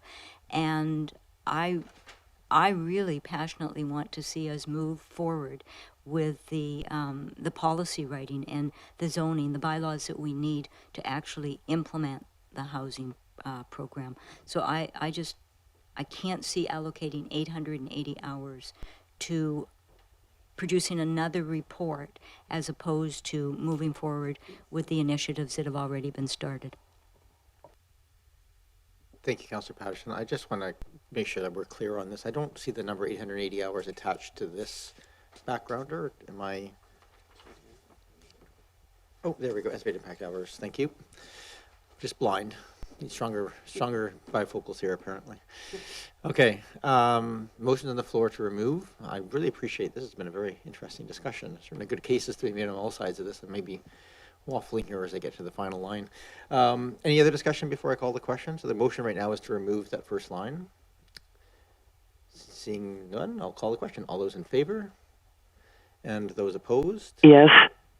Councillor Green opposed. Councillor Oh, you're in favor, Councillor Green? I am in favor of the motion on the floor, yes. Okay, thank you. And then opposed? I have Councillor Appleton and Councillor Smart opposed. That carries with 4 in favor. So thank you. And so that is now modified to strike that first line of the two. So we don't need any further motions on that. It does actually just is now, we now have an amended motion, original motion with that change. Is there any other discussion on items 1 and the backgrounders for 1 and 2? Yeah, go ahead, Councillor Smart.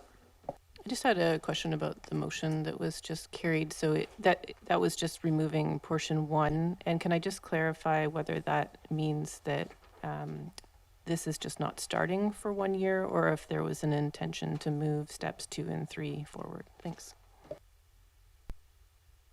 Mr. Bull, it looks like their part 2 of 2024 is reliant on the infill housing moving forward before we get to it. So is that would stay in 2024 at this point? Is that correct? Thank you, Mayor. I'm wondering if Ms. Bay can advise us. I think that probably means that would stay the same unless Council gives other additional direction about the timing. Thank you. Okay, thank you.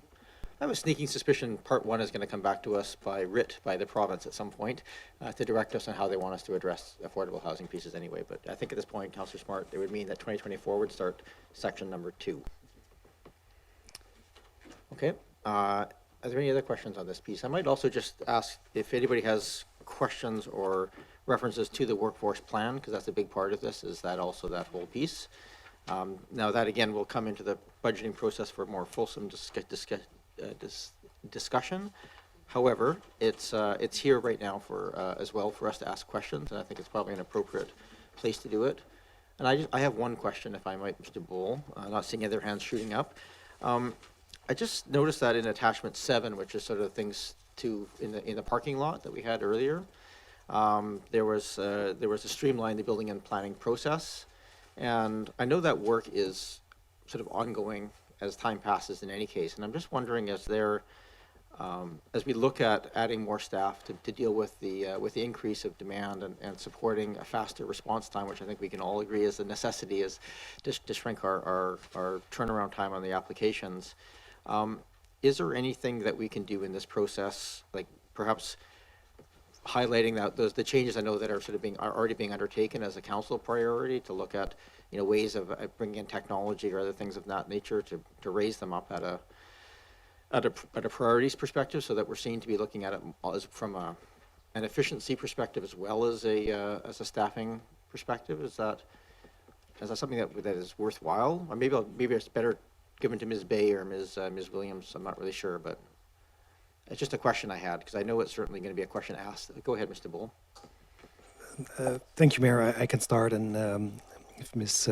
Bay or Williams would like to add, I encourage them to. Yes, that is that particular project is right now in the later list. The advantage of that project would be that would give us some designated time and maybe money, if need be, to specifically look at some big moves in terms of the processes that we currently have in place. I do think so that right now that is for later. In the short run, with the current work plan, there is an item listed in number 4, but it's more that's about advanced department service excellence. It's more about the practical details right now. About those are pretty minor things, so that is more limited. The other thing, the third thing that we will have an opportunity to look at, particularly with the infill housing project, assuming that proceeds this year, around the implementation of that program. We definitely intend to also look at what are the processes like, and there is an opportunity there, at least specifically earmarked to that project, to look at process improvements specific to that project as part of the project, so to say. But the bigger overall issues right now are going to be dealt with later, at a later date. Thank you. Thank you. Ms. I don't know if anybody else wants to add anything. Ms. Bay, Ms. Williams, I don't see any hands popping up, so thank you for the answer, Mr. Bull. I know we're also, I think, hoping to get a grant at some point to maybe help with some of that work as well. Go ahead, Councillor Patterson. Yes. Yeah. Sorry, Councillor Braithwaite. Just, I guess on this, when I look at this, it would be very helpful to have an understanding of some of the needs of the building and planning department, and certainly with respects to staff. But I would really like to know what portions of it affect the net operating budget for building and planning, how that compares to our 2022 to 26 financial plan, and in the previous year actual net operating budget. So in other words, are there portions of this that we are going to collect in fees, if we're revamping some of the process to speed it up or whatnot? Is some of this going to be recovered through fees, and if so, kind of is a breakdown proportionately so that we understand what comes back to all residents in the community as taxes versus what will be actually charged to the users who will benefit from these programs? That's not evident in this, and Mayor, through you, I don't know, but either our Director of Building and Planning or our Director of Finances may say that I have to wait until we get into more of the details of this. But it would be really helpful to know if we understood kind of proportionately where we stand on that. Sure. Thanks, Councillor Patterson. I'm not sure if you're ready to answer that question now, but certainly as part of the budgeting process, I think it'd be helpful to understand what the recovery rate is, building and planning, both currently and as part of these changes. Do you know those answers at this time, Mr. Payne? Your Worship, myself and Mr. Bull have prepared some preliminary estimates, which we do plan on integrating into the financial plan. Just as a preview, we expect a $50,000 increase to our revenue, so some offset to the tax increase, but it's preliminary at this point, so I will bring forward further information during the budget process. Thank you, Councillor Patterson. Thank you, Mr. Payne. Go ahead, Councillor Braithwaite. Thanks. I'm just looking at the work plan and looking at the page 6 under point 2.8.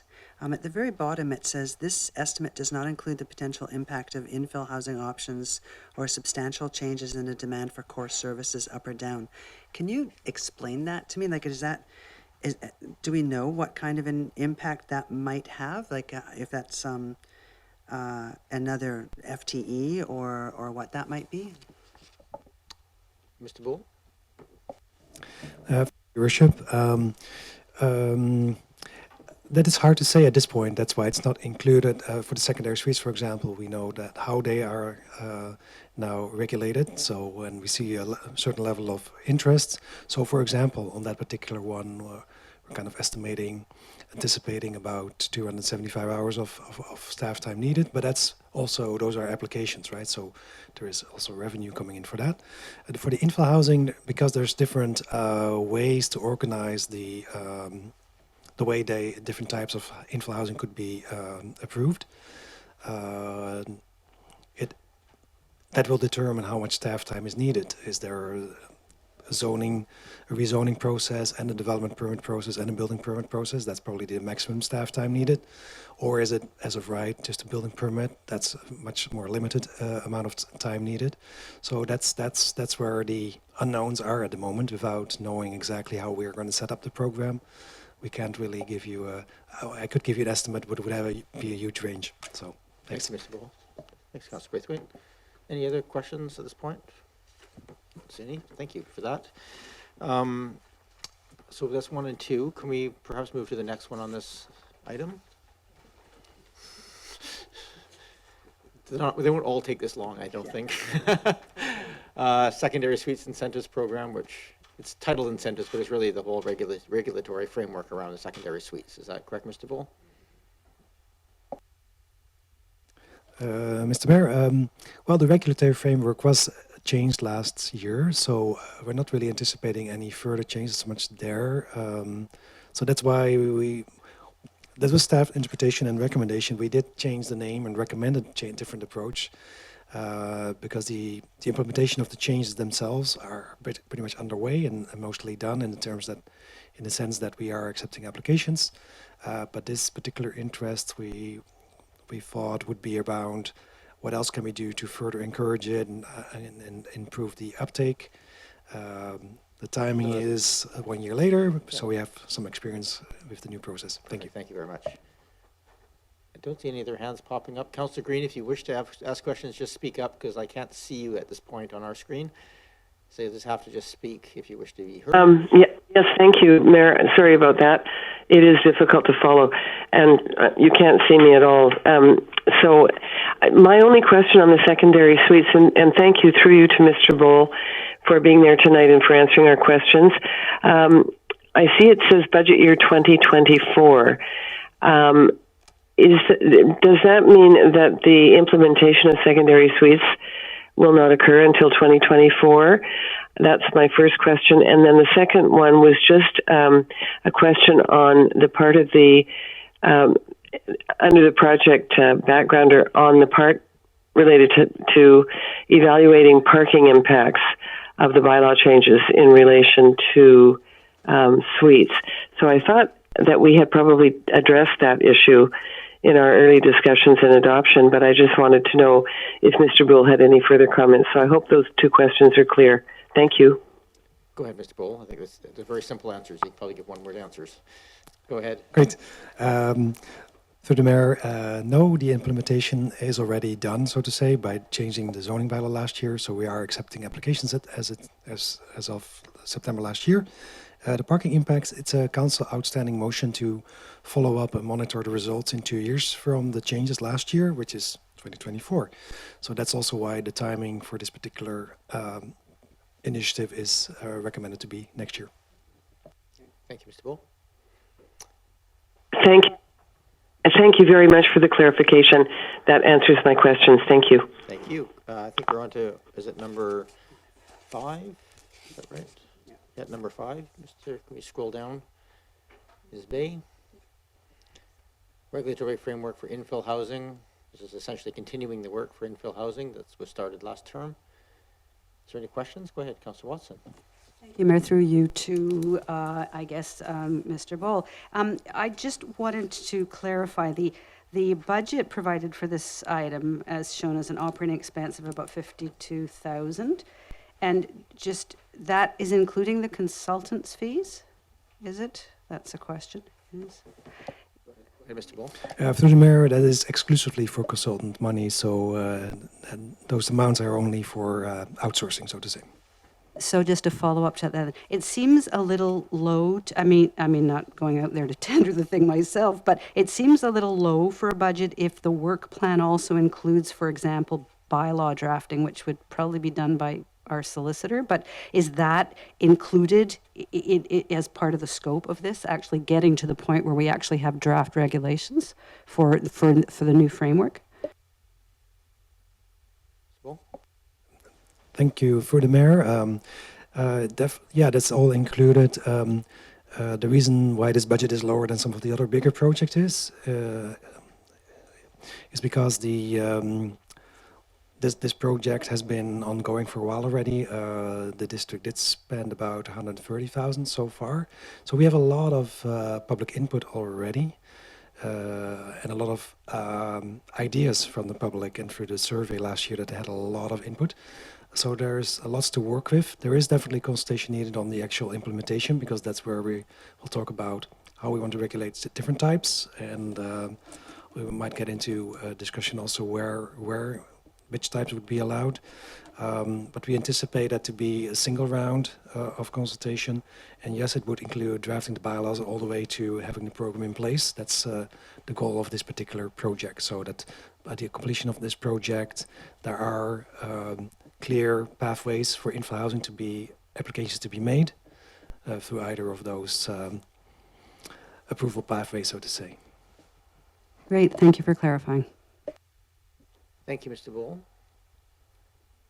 I have a follow-up question on that one. Just questioning on the timing of that. I can certainly see, depending on what direction comes on the specifics in terms of these are staged or rolled out together, or choosing one or two, approaches to think to it. It's just the budget timing is laid out in just year one. So is there any contemplation that budget might continue if this is perhaps becomes a stage type approach to infill housing?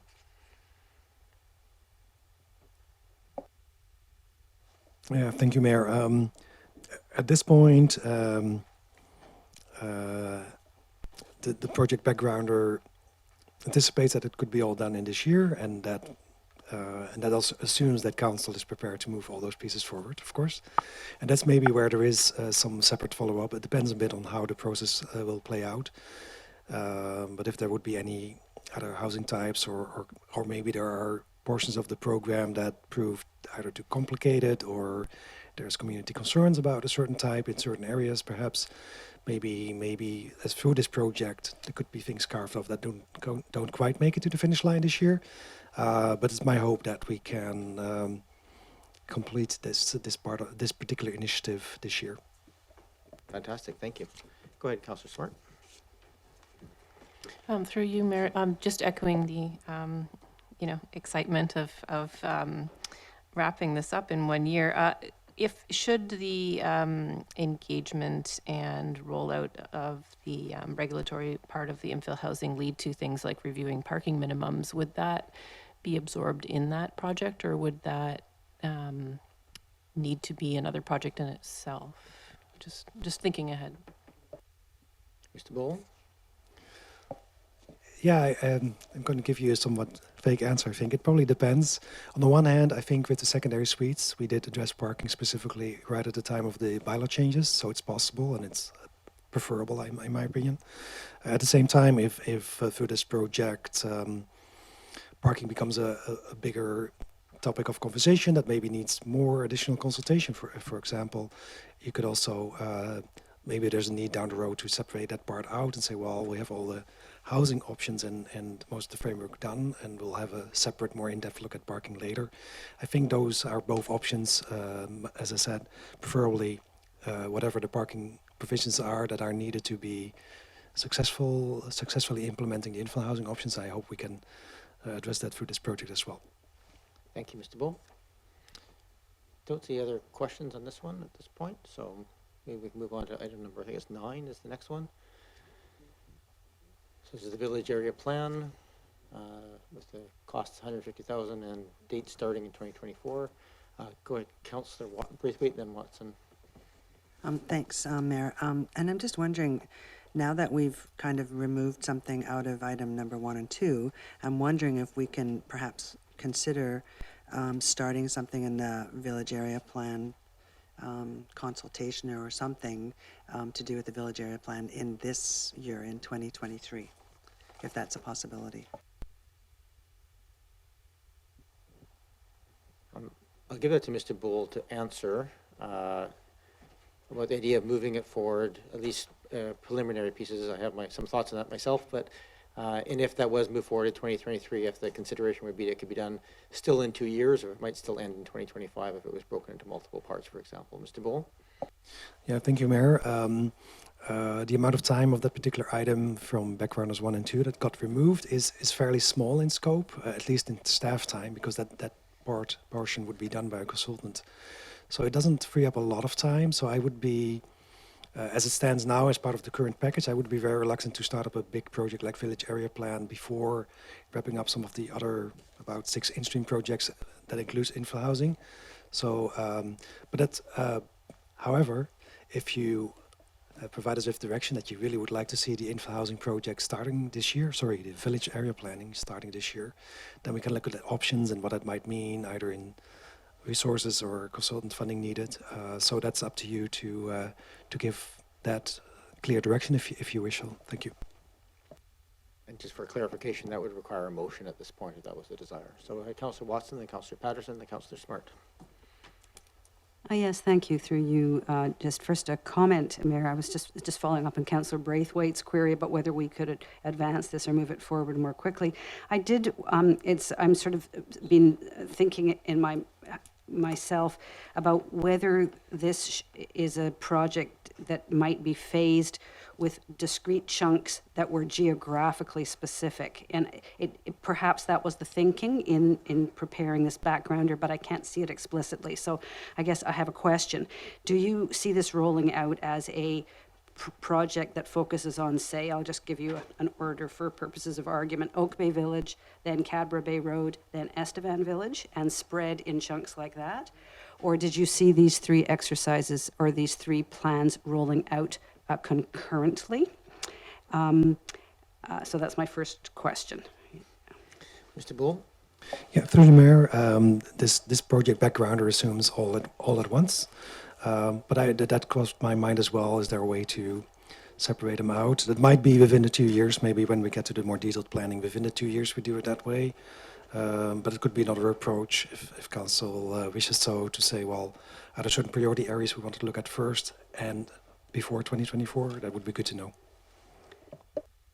Thank you. And so just following up on that, I wanted to comment that I think that a strategy that did them in discrete chunks allows for learning by doing and allows to model to the community what you've done in one neighborhood. You learn for things that worked well in going through that process before you move on to the next corridor or neighborhood to do it, and gives the communities around, I mean, clearly the whole of Oak Bay is affected by any one of these, but still the communities that coalesce around them, it gives them some excitement about what's coming to them next as they see this progress.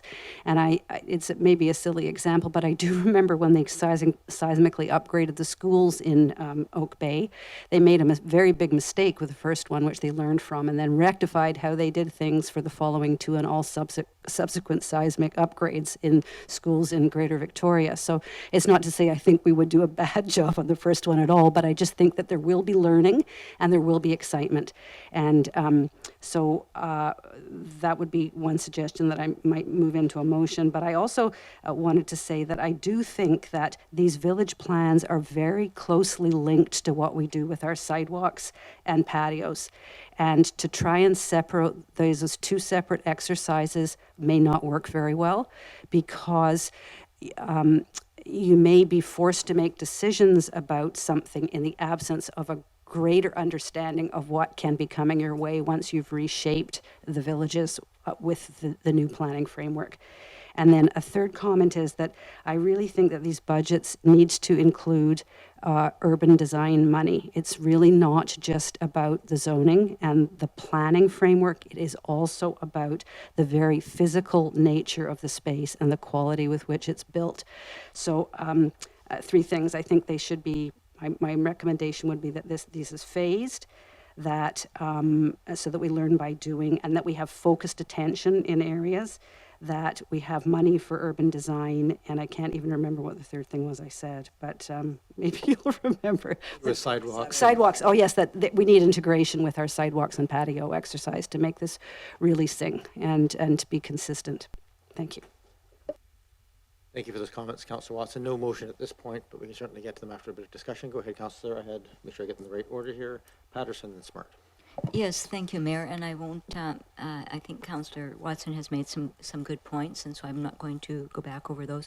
But I would like to understand for these plans, what sources, what our plans are to gain market data on economic viability, based on the community's needs. So kind of the economic viability of different types of businesses, marketability of it, the data that we will use, or the merchants could use to make decisions on what they want to do in the future, and we can make decisions on what we want to do in the future. So just an explanation of how we are going to source that data to make sure that we're getting current market data.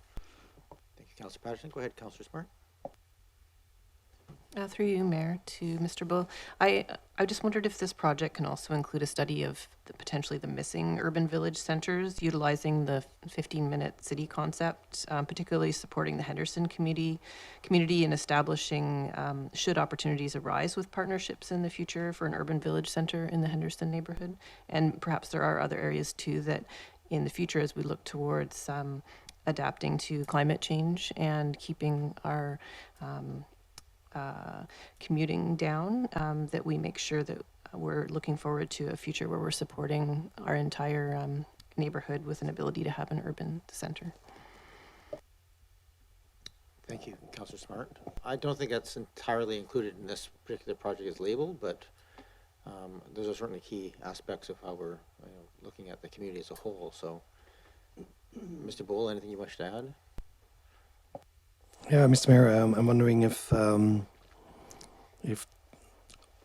I would take suggestions like this, but I think before we do that, we probably want to have some clear indication from council then if this project backgrounder should be revised in certain ways, or even just revised maybe in light of your comments. Something along those lines would be useful probably for the process. Thank you. Thank you.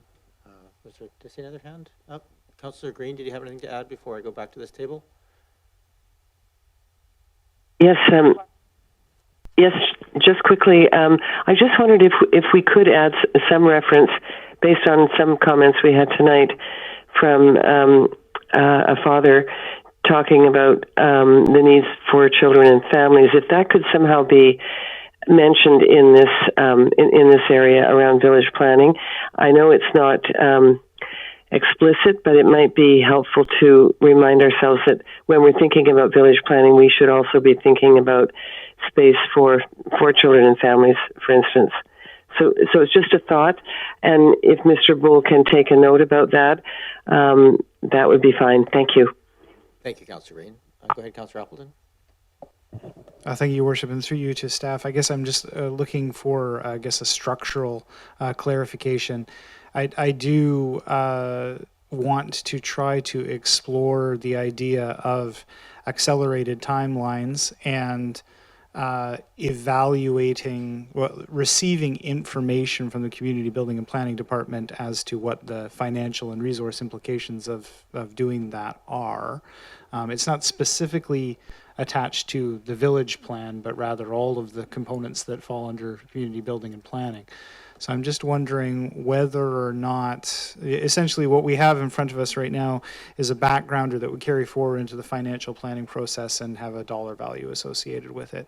But are the Community Building and Planning Department and the Financial Services Department prepared or in a position to be able to essentially present an options analysis at the time of budgeting based on an accelerated timeline? Could council potentially consider that? Is that something that's within staff's scope or capability to be able to analyze before the financial planning process? Go ahead, Mr. Bull. Thank you, Mr. Mayor. I think for us, clear indication on which year you would like the project to start with would be helpful, because then we can definitely analyze that. We have quite detailed work plans. We can run numbers through, so to say, and explore that question of what does that mean for staffing resources needed or consultant resources for that matter. So, but it would require council to give some clear indication of what is the preferred year for which project or projects. Thank you. Thank you. Anything else, Councillor Appleton? Thank you, Your Worship. So, okay, so the granularity that we need to afford at this time is essentially whether or not council wishes to actually adjust something from one year to the next, essentially, even though, I mean, it won't be in, it'll be in portions of a year. It won't be in sort of like a complete year. It'll sort of be as I would view it as being sort of beginning at an appropriate timescale as available. I guess all things are possible, but thank you, Worship. I think I can probably come up with a motion for that. Sure. I'm going to make a suggestion here before I go to second-time speakers, because hearing what's here, there's a couple of things to my mind. One, I think this actually has a certain amount of urgency if we're going to complete portions of it, and I don't think we're going to maybe not complete every aspect in this term. I think, Councillor Watson, your comments about phasing, and I think there's phasing that can be done in a couple of different ways. It could be by village, or it could be by focusing on village centers and then expanding out to adjoining housing and corridor housing and those sorts of pieces, so you could take those in stages. I think, and I have also interesting conversation around what the scope would be and what would be included in that consideration. Would it be families, accessibility, parking, etc.? And I think there's a lot of merit for us at least starting the scoping so that we agree as a community what we're going to include in this, and then move forward with it as quickly as possible in a phased approach.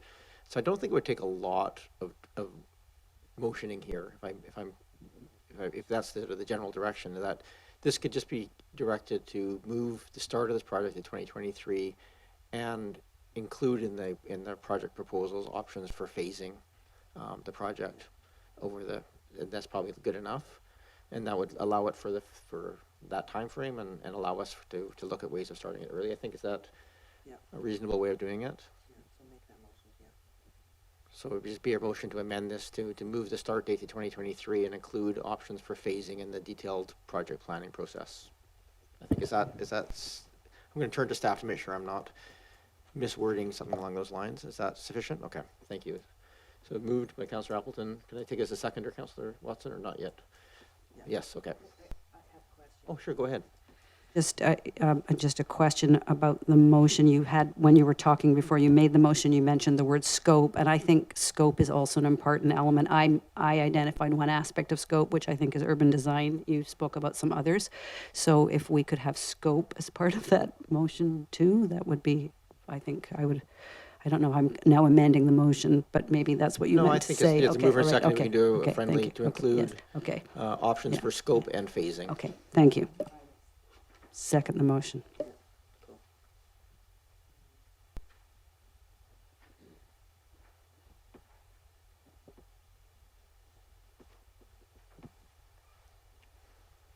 So, Councillor Green, I don't think you can see the screen because I don't think you got your link working, so I'm just going to read it to you. The motion that's on the screen right now is that the start date be moved to 2023. Oh, and include options for, I'm missing the word for, and include options for scope and phasing. You move to the second for, yeah. scope and phasing in the detailed planning process. Okay. I don't want to get Thank you very much. Thank you for that. And I will be supporting the motion. So is there any other discussion on that change? Okay. So why don't we call the question then? All those in favor of the motion to adopt or amend, sorry, that passes. Thank you.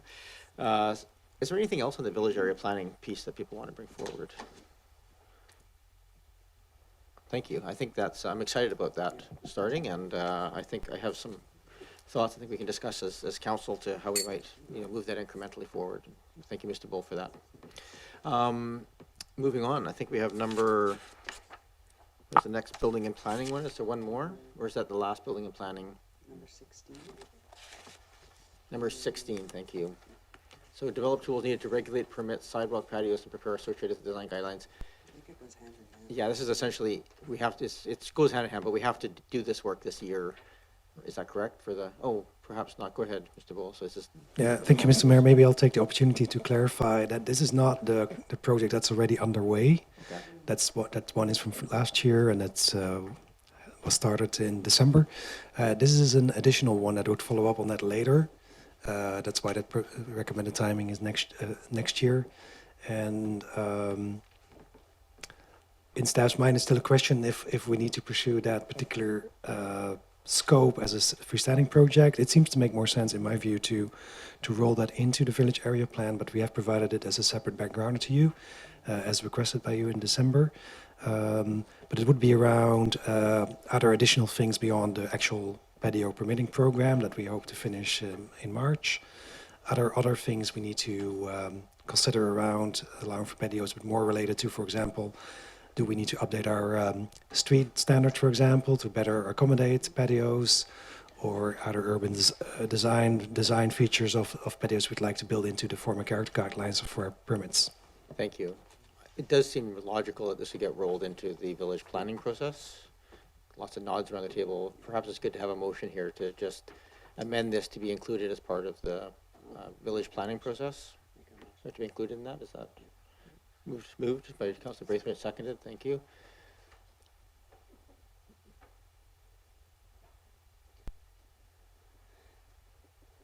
So Councilor Green, the motion that's on the screen here is the motion that this item number 16, be included in the village planning process. I don't see any other hands to discuss that. Yes, thank you for that, and I will support that motion. Okay. I don't see any other discussion. Just want to make sure it's on the screen when we make the call. I'll call the question. All those in favor? Any opposed? None opposed. Thank you. And number 43. Thank you. I have mine in my order here. So number 43. It goes up on the screen. Number 43. This is the change rules for home-based business. Anticipated to undertake this year. We had a speaker here. It wasn't a home-based business, but it was certainly a business today. And I guess, is there any questions of this of staff? Comments? Oh, Esther, go ahead. Yes, thank you, Mayor. And through you to staff, just a clarification. When I look at the dollar amount that is set with this, changing the rules for home-based businesses, I guess I see this as a bit more broad scope project, because there's working from home and there's home-based businesses, and home-based businesses can in fact translate into businesses that have been previously in a commercial environment and for convenience or desire or whatever have been moved to a residential area. And so will this also look at the regulatory framework that might be required for all businesses, like health concerns for perhaps food businesses, safety concerns for businesses that where those may apply, businesses where people keep equipment for their business located on a residential lot? So how limited or how broad is the scope of this project? Go ahead, Mr. Bull. Through you, Your Worship, the scope is limited and focused. So when I drafted this backgrounder, I was imagining a fairly small-scale change to the business bylaw, business licensing bylaw, around home-based businesses, not particularly working from home necessarily, because the key thing around the home-based businesses is around can you receive customers? I think that's the issue that has come up. As we know, so it's geared to that. So yeah, right now, and that also explains the lower dollar amount because that is reflected in that budget as well. Go ahead, Councillor Smart.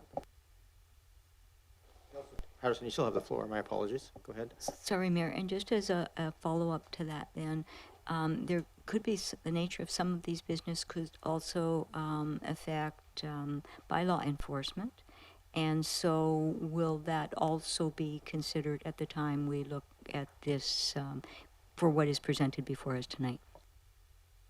Mr. Bull? Yeah, through the Mayor, at a high level, so what I imagine this project would result in is a review of what other communities have been doing, exploring what kind of businesses are in our community that have limited impact. And at a high level, we would review what kind of high-level guidelines, requirements would be set in the bylaw to regulate them, and that would include consideration of what can you enforce and what is invisible. It's hard to enforce. So I think at that kind of high level, that's where I would that would be covered by this project. Thank you. It sounds like the kind of project that would come back and identify gaps that we may need to do more deep, in depth, if we're looking at more serious things. Go ahead, Councillor Smart.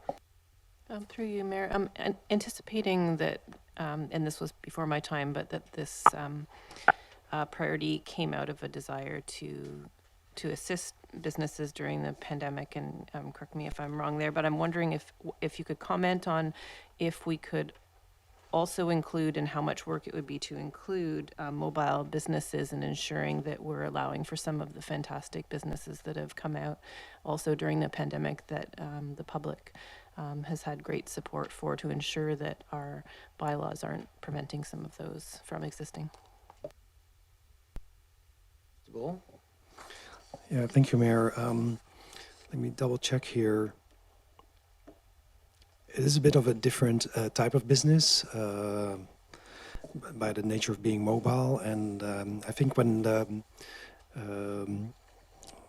example of the sauna, for example, the way we look at it, the closest regulation or practice we have around this is food trucks, but there's not really much about different types of businesses that are maybe not serving food, but they're providing other services and providing them mobile. So that's currently not in the scope because we're zooming in on the home-based business. But if that's a interest of council, that would be good to know that maybe the scope needs to be expanded for this backgrounder. So yeah, looking forward to hear what council would like to do with this. Thank you. Councillor Smart, anything else? Thank you.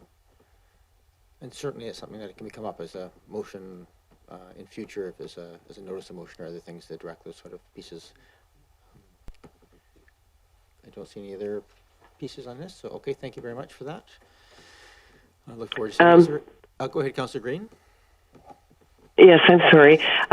Just a reminder that I think this came out of the pandemic and the fact that people were working from home and offices and workplaces were under tremendous change, and home-based businesses were becoming a more legitimate enterprise in municipalities. So I think that was the real genesis of this initiative. I guess my own feeling is that I think mobile businesses are a very different kettle of fish, and this was geared really to Oak Bay residents and people living and working in Oak Bay, and changing their sort of workplace habits. The other thing, I just wanted to ask Mr. Bull a question, though.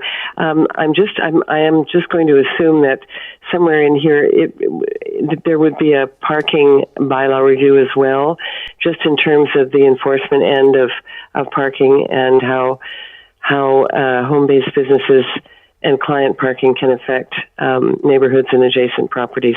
So just wondered if that was also part of any potential bylaw changes or review. Thank you. I see Mr. Bull typing madly to making sure it's included and nodding as you're speaking. So I think that's a yes, it'll be included. Mr. Bull? Yes, I think it's covered in, we're talking in the background about potential bylaw changes, but that would definitely be one of the key things I think to consider as part of the changes. Thank you for that. Thank you, Councillor Green. I don't see other hands Thank you. raised to discuss this any further. So is there anything else under building and planning, Mr. Bull? Ms. Bay, is that the end of the building and planning department? Thank you, Your Worship. Just a reminder about the Heritage Commission projects in Attachment 3 that fall under community building and planning. Thank you. No, I appreciate that. I have it in my notes to deal with, and of course I'm not looking down at my sheet as I'm speaking aloud, which is always a dangerous game to play. So with that, again, though, the heritage pieces, we have sections 1 to 4, recommended to go forward, and numbers 5 and 6 at this point, as they're out of mandate, not. So if there's any motions arising here to change anything of those natures, that would be, this would be the time to do that. And depending on what those options are, we could just deal with the motion that is appropriate. But right now, can we bring it up on screen, the 4?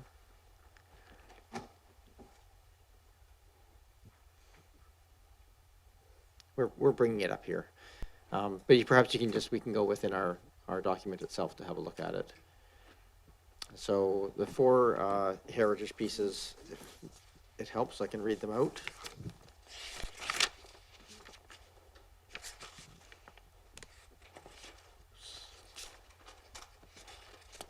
He says optimistically, not knowing where he's now placed them in my series of things here. Oh, got it here, yeah. So essentially the 4 are Heritage Best Practices Review, Heritage Commission Volunteer Development, update and expand the Heritage Register, and Heritage-related district website updates. All of those are well within the form as part of their planning process, and as noted, are included in the operational budget assigned.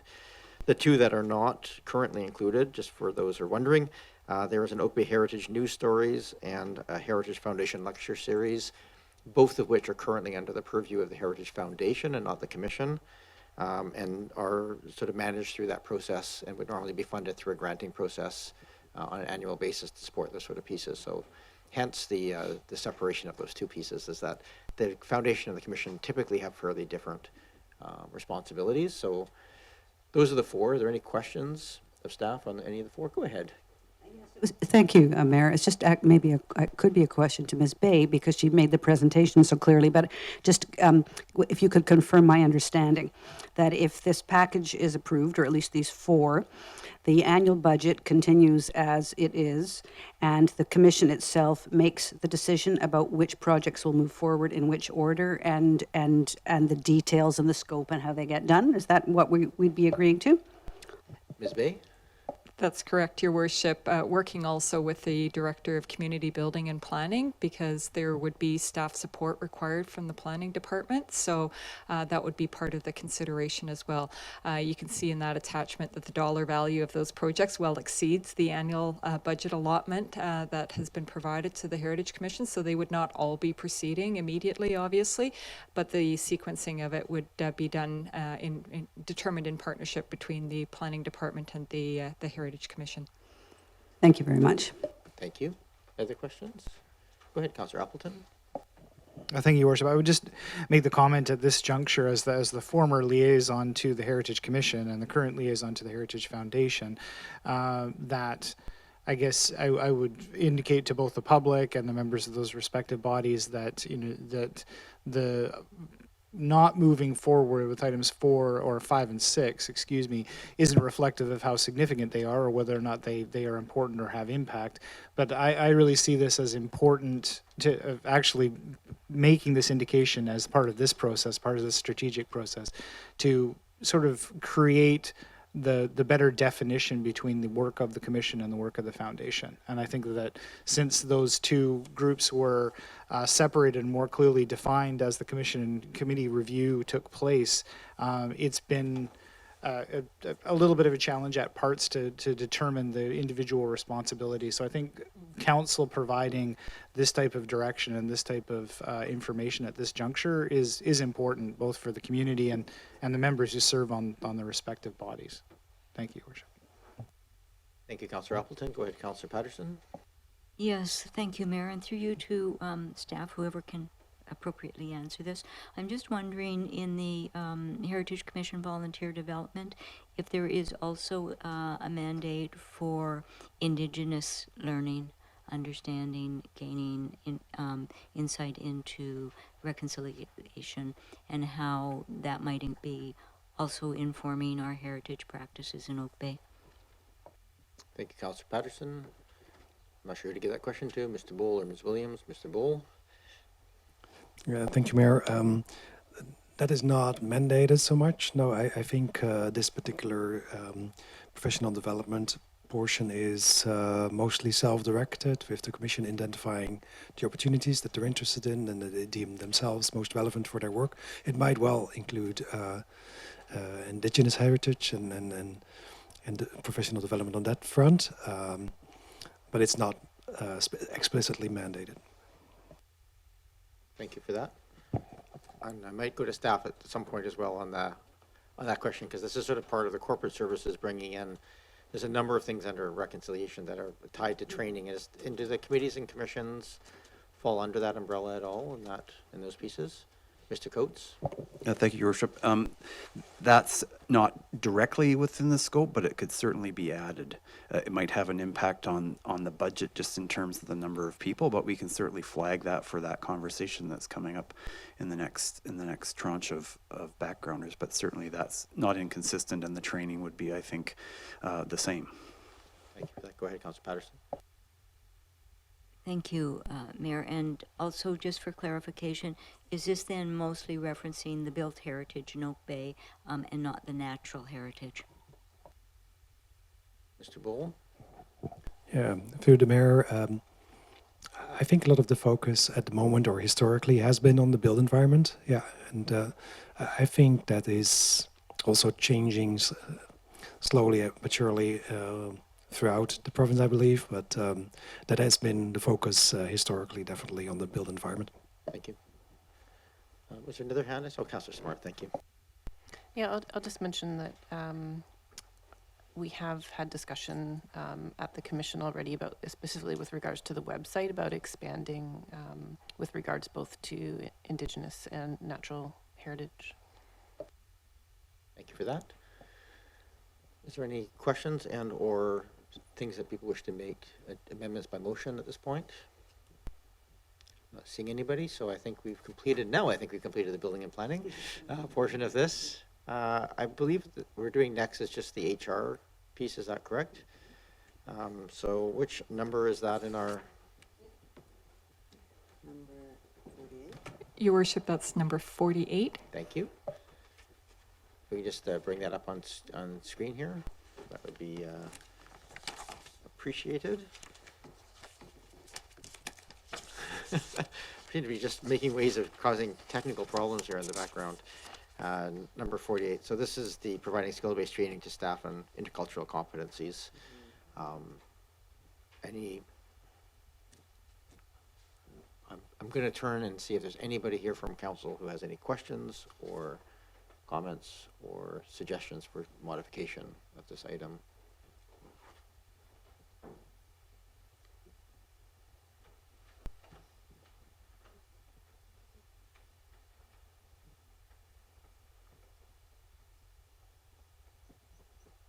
I don't see any hands popping up.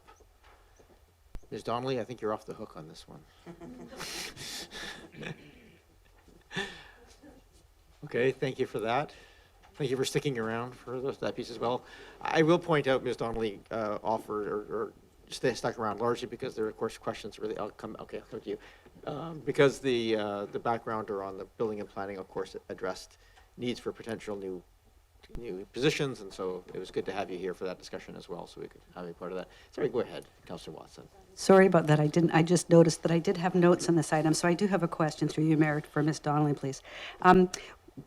This is identified as a kind of one-off, but I wondered if this would be something that might be routinized on an annual or biannual basis as a requirement for all new hires in the organization as part of HR orientation or as part of their onboarding or, joining the community of staff.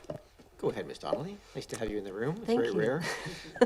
Thank you, and through the chair, I think that's a really good idea. As a matter of fact, we've created a new employee orientation program through HR that will be rolling out this year. And some of the things that we're looking at are things like videotaping training that we can use as a tool for all new hires. And so I think that's an excellent idea. That's certainly something we'll be looking at. Thank you. Just giving time. Go ahead, Councillor Smart. Sorry, I'm trying to move through the meeting, so No, I know. I'm getting a little quick, so just make sure you're firm with the hands up in the air so I can see them. Go ahead. Just a quick clarification, just with regards to this existing proposed budget timing, and is assuming those new staff hires that are outlined in the work plan. And so when there's been discussion at this table about potentially, expediting some timelines, that would result in perhaps even more staff than were in that report. Just a question. Ms. Donnelly? I'm sorry, I'm not quite understanding the question. Just confirming that that this proposed budget timeline is assuming those additional staff and is not based on the current staff. Yes. Thank you. Thank you. Okay, now I think there's some more questions. So I will go to what's up next on our list of department focused. Thank you, Your Worship. That would be corporate services. All right.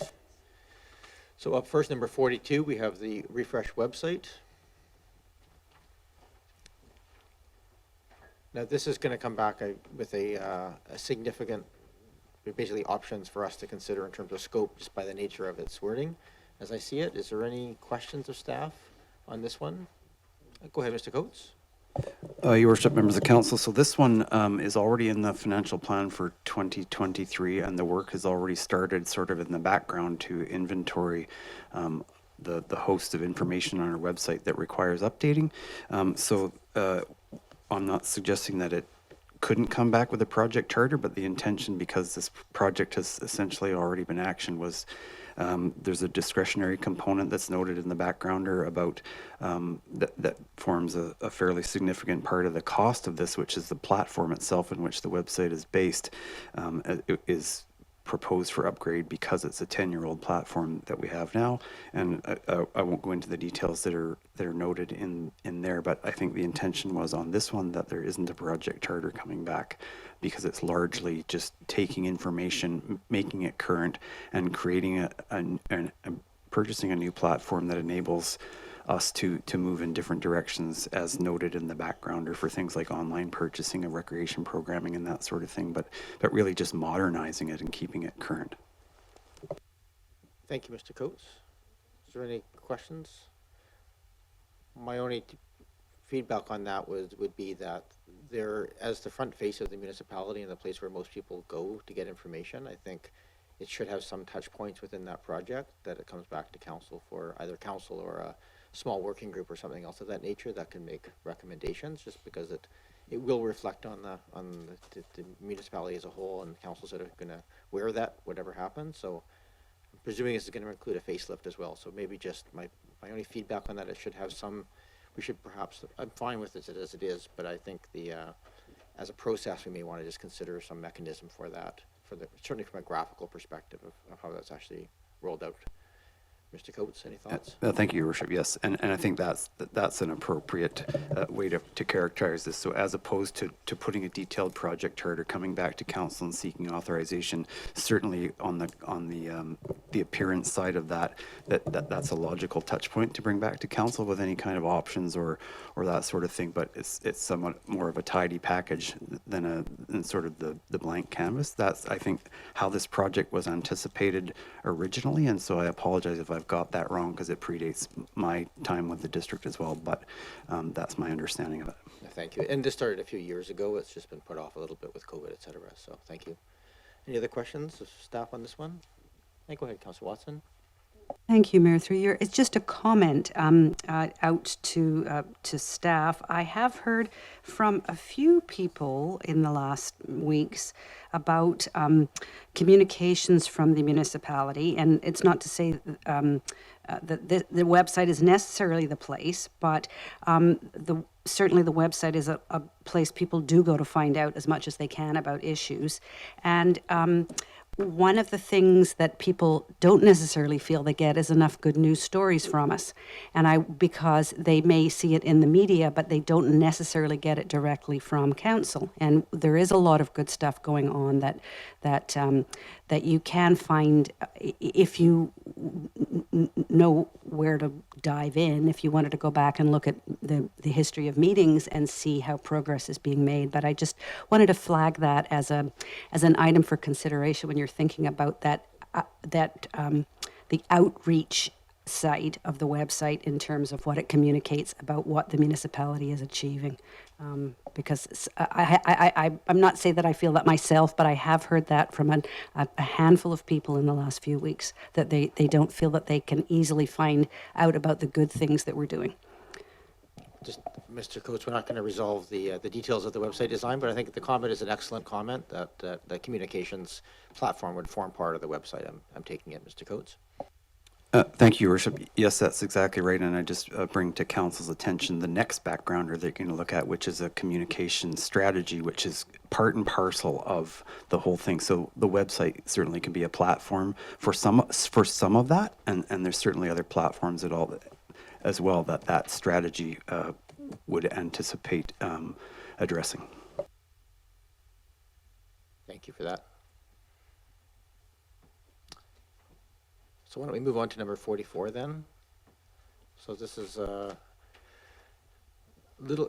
sort of incorporates a few different aspects of consultation and engagement with youth, with others. Are there any questions of members here to staff? Go ahead, Councillor Smart, Councillor Braithwaite.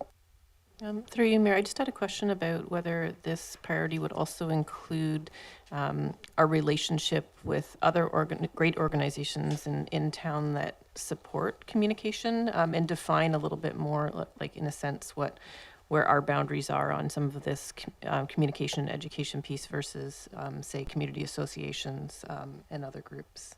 And I just wondered if that was part of it or if it could be part of it. Your Worship, through you, certainly yes. I mean, essentially, this is a blank canvas where a strategic look at how we not only engage but also how we communicate is what's anticipated in this work. And so it would essentially be, I think, one of the first times that the district would really take a hard look at what we do and how we do it and where we do it and with whom. So all of these things are part of this, yes. Go ahead, Councillor Braithwaite. Thanks so much. Back in when I think I first joined council, so back in like 2005 or something like that, there was a child and youth committee that I don't think there's anybody on staff right now that would have known that, but we did have a child and youth committee at that point in time, and it involved Parks, Rec and Culture, school teachers, SD 61 staff, school counselors, and things like that, and we would get together monthly and have discussions, and then we would also do events that were student-led, and we'd have talks in this in this room for parents. So like if there was a presentation on sexual education that was happening at the high school that the students were hearing on, during the day, then in the evening that same person would come and present at the municipality for the parents, so the parents were on the same page as the students. So I'd love to see something like that reinstated. If that if that's in this scope on how we engage, then I think that we could perhaps look back at something like that. So not to resolve all problems here, but I think no, it's good. I think I guess I would ask of that. Can we just ask that? Can the consideration of either a select committee or a standing committee or something along for youth be considered as part of the options that are being brought forward? I just don't want that to be forgotten. Okay. May I jump in, Mayor? Councillor Braithwaite, are you done? Yes, go ahead, Councillor Green. Oh, thank you very much. And Councillor Braithwaite brings up a really good point. I think they were known as integrated resource teams, and they were amazing. They did amazing work and integrated all the services under one group. But just moving on to the idea around engagement, I think this is an ideal time to really reassess our community engagement piece. Again, I will be plugging for regular neighborhood meetings during the year I hope, each year. And I know that, is a discussion that we'll have to have again. But I think this is a really critical piece. I think Councillor Watson raises some good points in the comments that she's heard.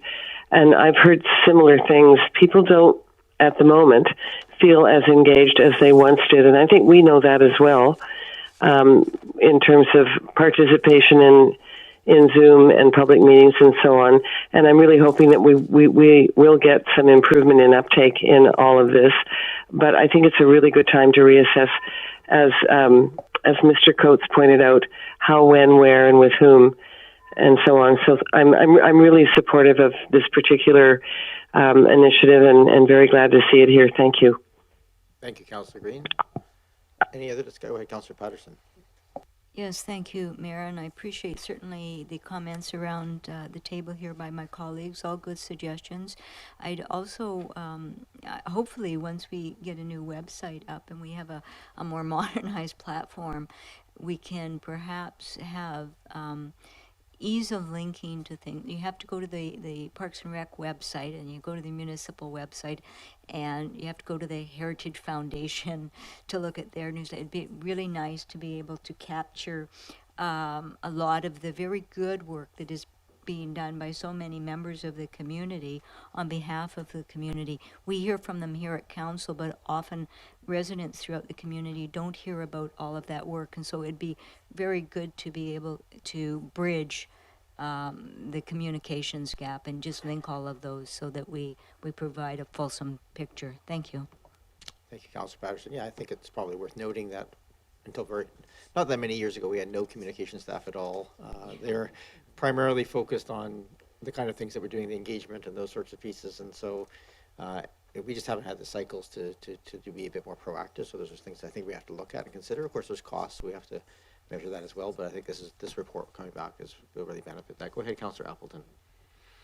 My apologies for skipping you on my list there. That's okay. It was a communications issue. I would just make the point. Staff will have already thought about this and will have already considered this, but I will just make the point in underlining it, just because I was part of that process. That this, in my mind, follows along from some work that was done a couple of years ago with the Mayor's Task Force on Public Engagement, which took place at a time with, as the Mayor notes, there was no communications staff for the district at that time, and so there was a lot of ideas circulated around how we might improve communications in the absence of communications staff, and in being in a very initial phase. We're in so much of a better phase and in a better place in terms of our ability to communicate as a district. But as a member of that group at that time, I remember being surprised at what we heard from the public when we consulted, and how much ground got covered. And there are still some things probably in that were recommendations out of that Mayor's Task Force that might be informative to this process. So in any case, I'll just make that notation, because I think that there was a lot of good work done out of that group, Your Worship, and could still be useful at this stage. Thank you. Thank you. Don't see any hands popping up on that one, so I believe that will be moving forward. Can we move? I think it's number 45 is next. Yeah. So we have development program to improve diversity and inclusion as number 45. Are there any questions on this? Go ahead, Councillor Braithwaite.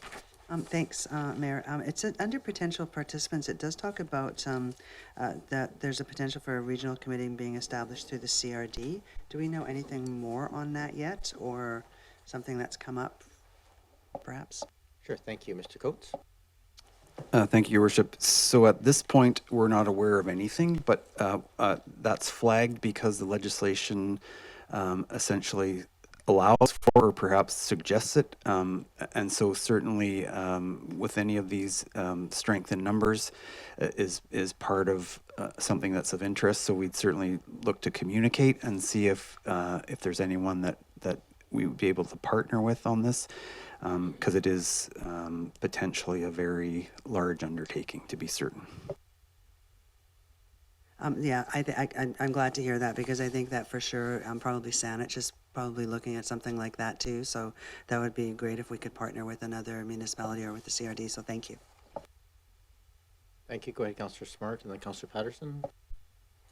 I'm wondering if there's opportunity as this group gets started to really look at the overlap between this and our urban village planning and just the design of that, and if there's some benefits, and as we talked about moving the urban village planning a bit earlier, that this potential group could really inform the way we design our village centers.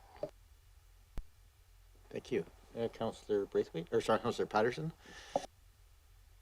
Thank you, Mayor, and I'm glad to see that this is finally coming to have some impact here in BC. And but a couple of things I just want to raise. We did back in 2016 have an age-friendly action plan report, and some of the advice that was provided in that report ties in to accessibility. So I think that would be worthwhile revisiting and seeing how it can help inform this process. I also would hope that we can involve as participants in some portions of this, both the Advisory Planning Commission and the Advisory Design Panel, because both bodies also do have insight amongst the membership into accessibility, certainly in a number of ways, and certainly great interest. So hopefully we can also find ways to incorporate room for them within this committee. Thank you.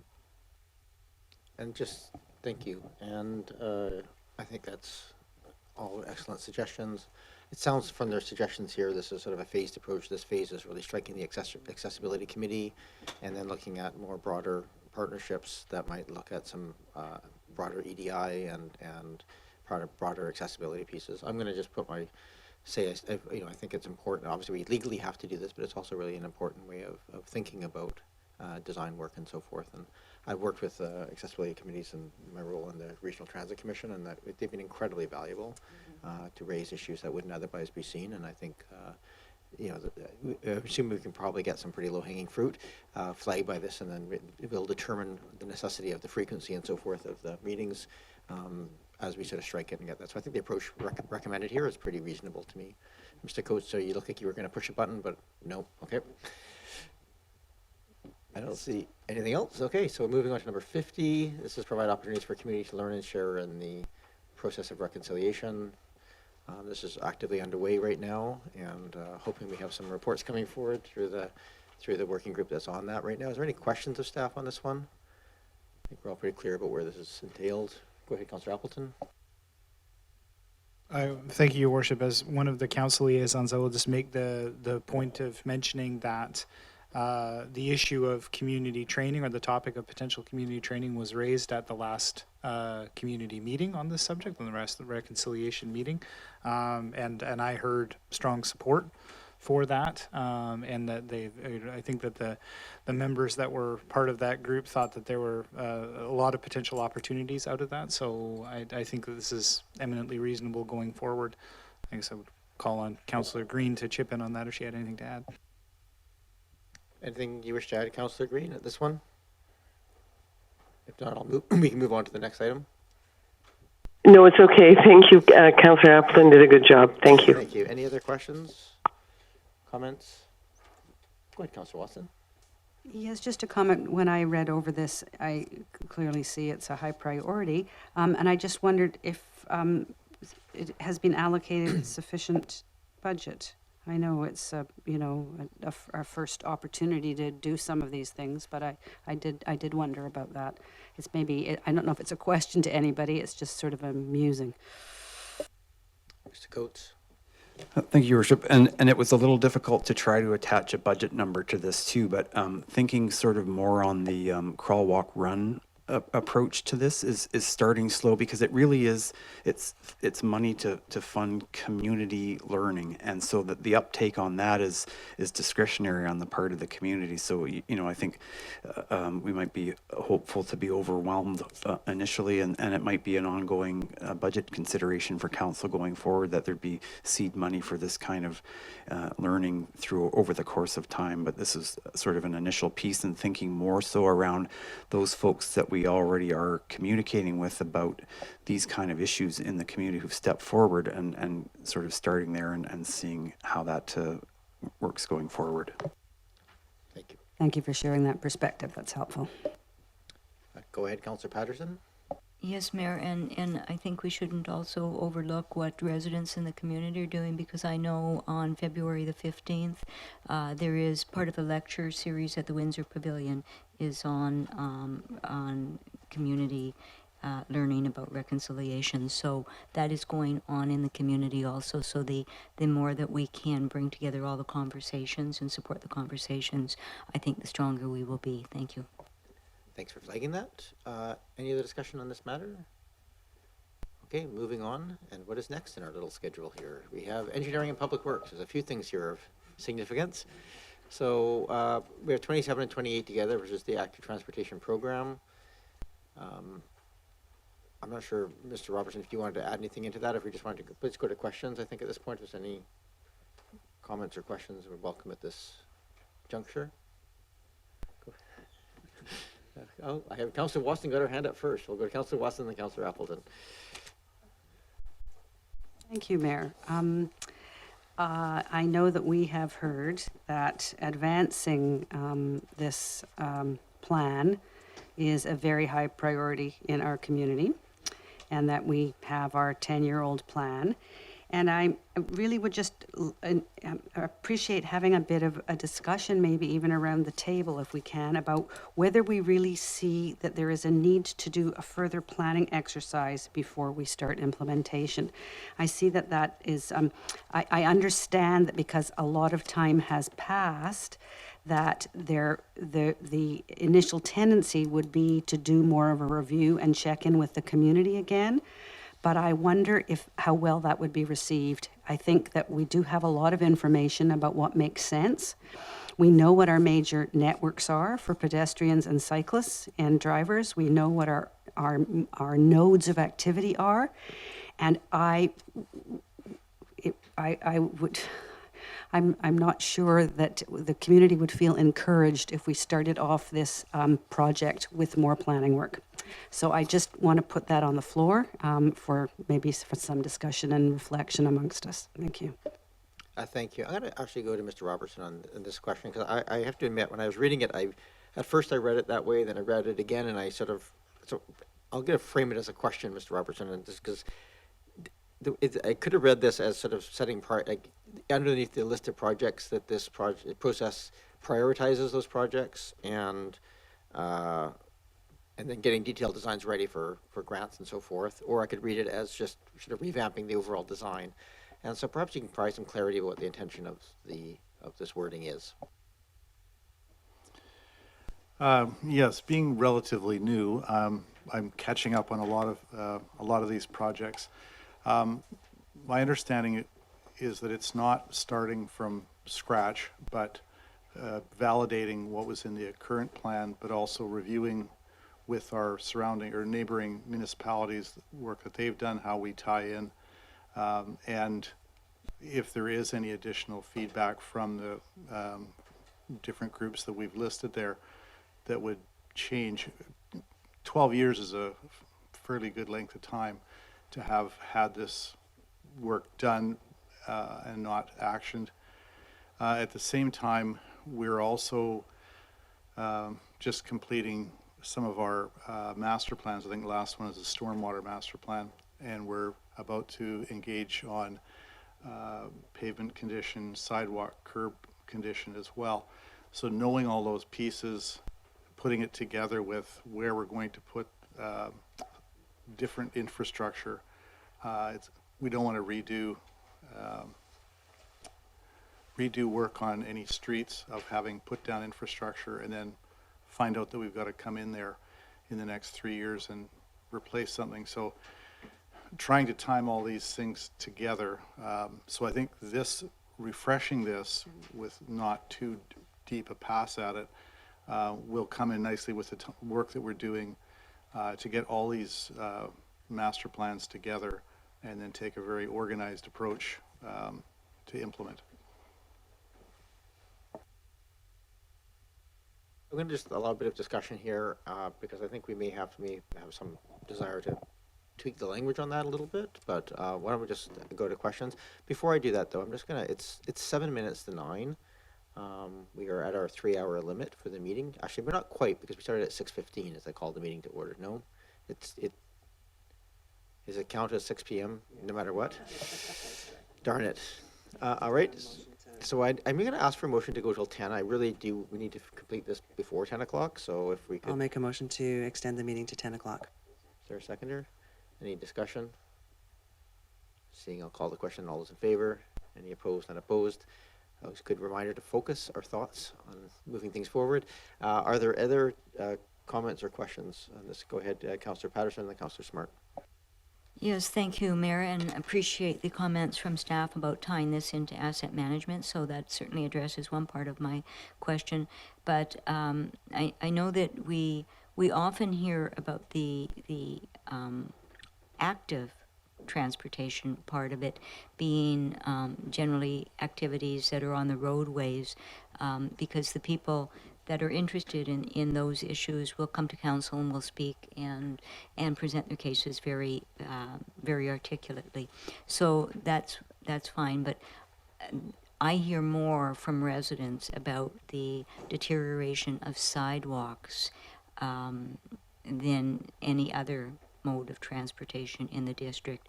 And since many of the sidewalk issues could be looked at independently, because I understand we have to tear up the roads to do the storm sewers or sanitary sewers and things like that, but the sidewalks can hopefully be done somewhat independently, because we've really fallen behind in keeping up with the condition of the sidewalks and curb cuts and whatnot. So I'm hoping that this will help accelerate that program. Councillor, sorry, I'm going to go back to my original order there. I'm going to go to Councillor Appleton and then Smart. Thank you, Worship.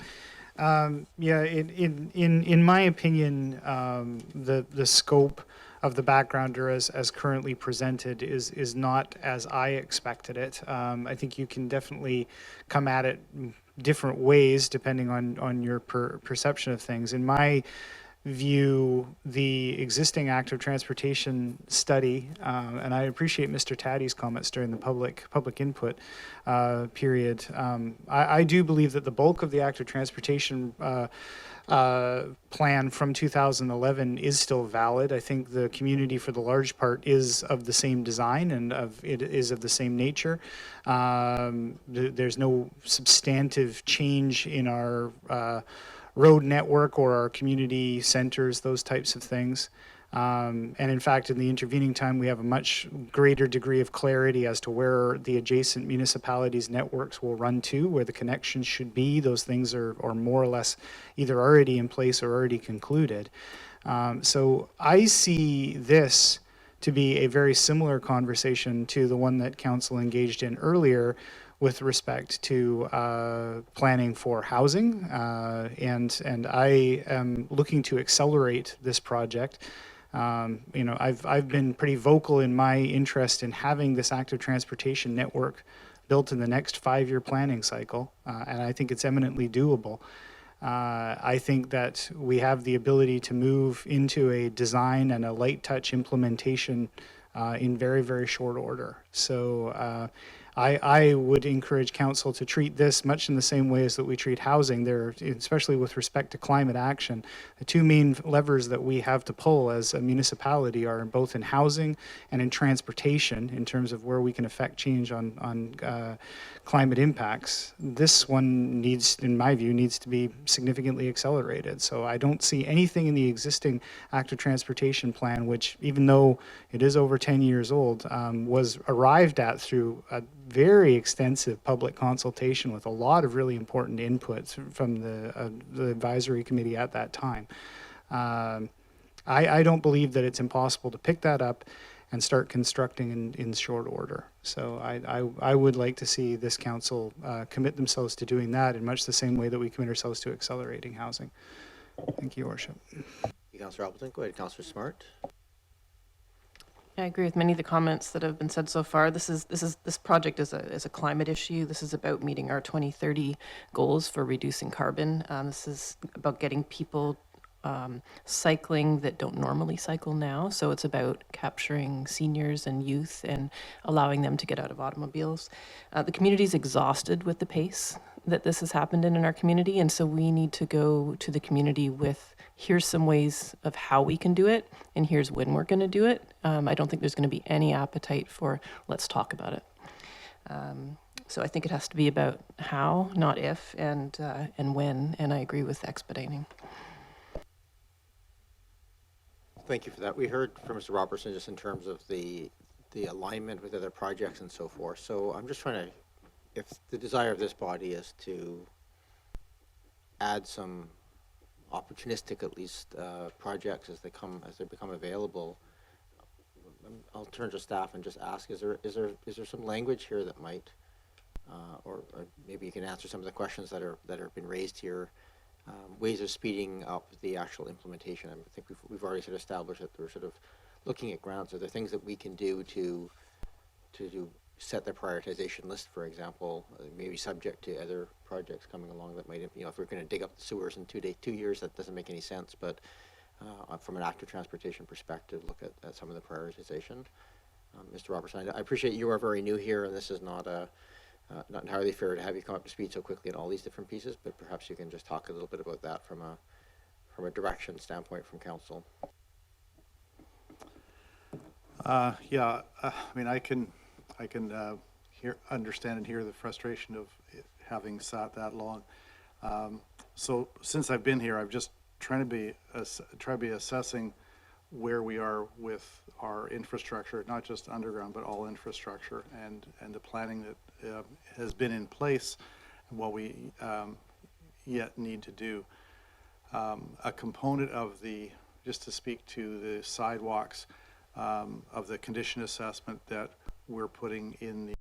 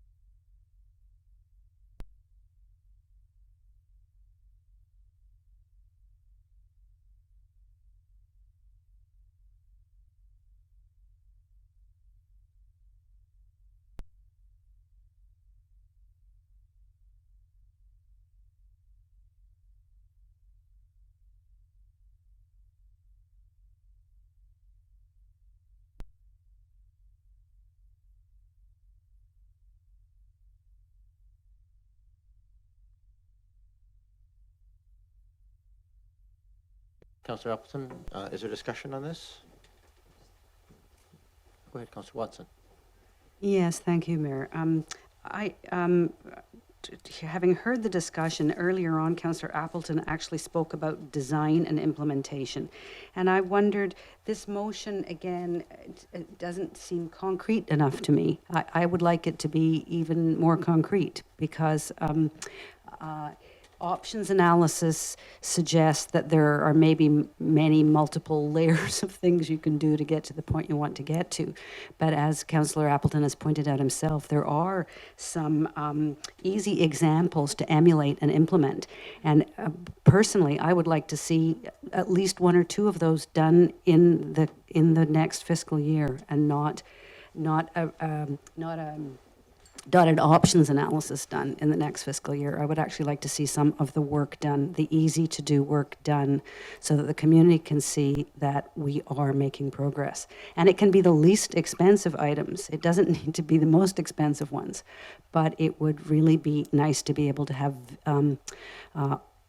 evidence that we are actually implementing the plan. And I'm not quite sure that this motion will get us there.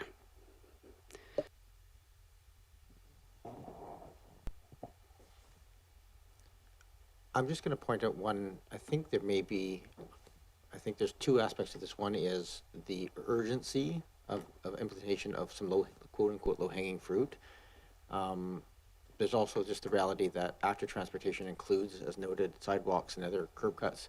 There's 0% chance of completing all of that in the next 5 years. It's just not possible. So maybe there's some, substantial portion of the active transportation plan in the next 5 years, but also, I'm not sure it does capture the low-hanging fruit consideration of this. So I also am just cognizant of the fact here, I'm raising the point right now.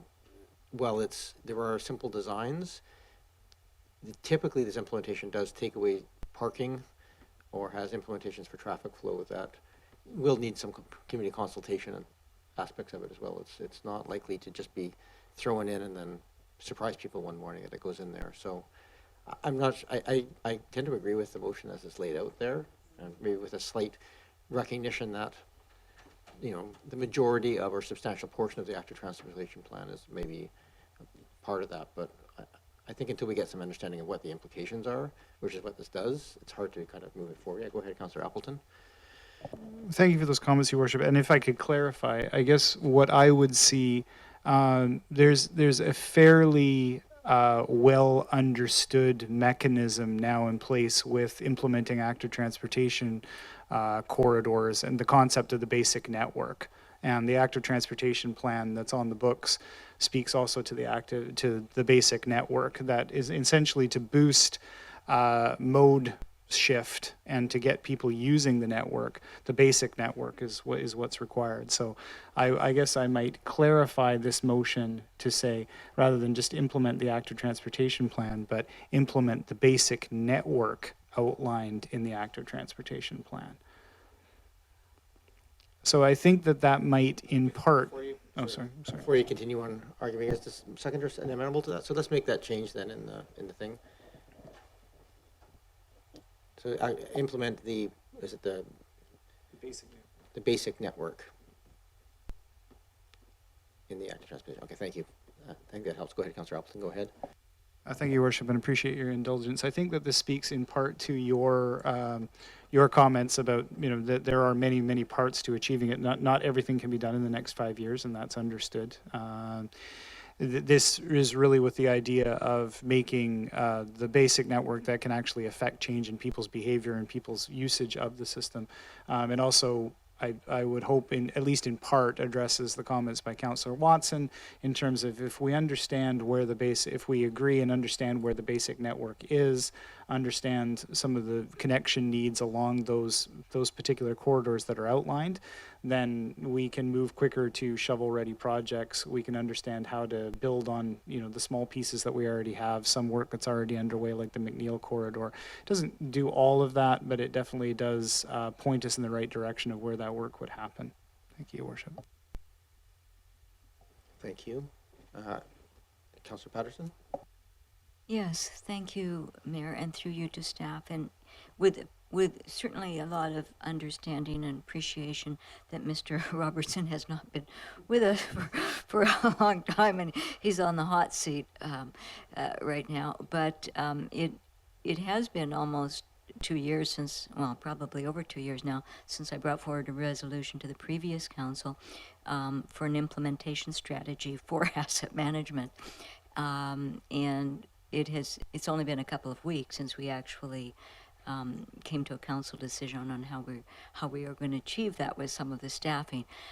So I know not a great deal of time has passed since that, but I am still hopeful that we are going to see perhaps a better insight into the asset management implementation strategy when we come to the financial part of the discussions this year. So I'm, fingers crossed that that's going to happen.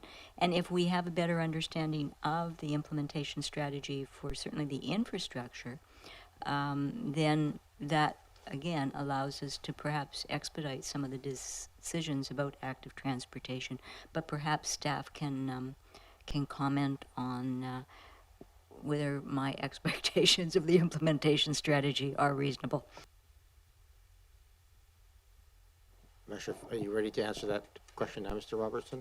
Mr. Payne? Go ahead, Mr. Payne. I can add some context through your worship.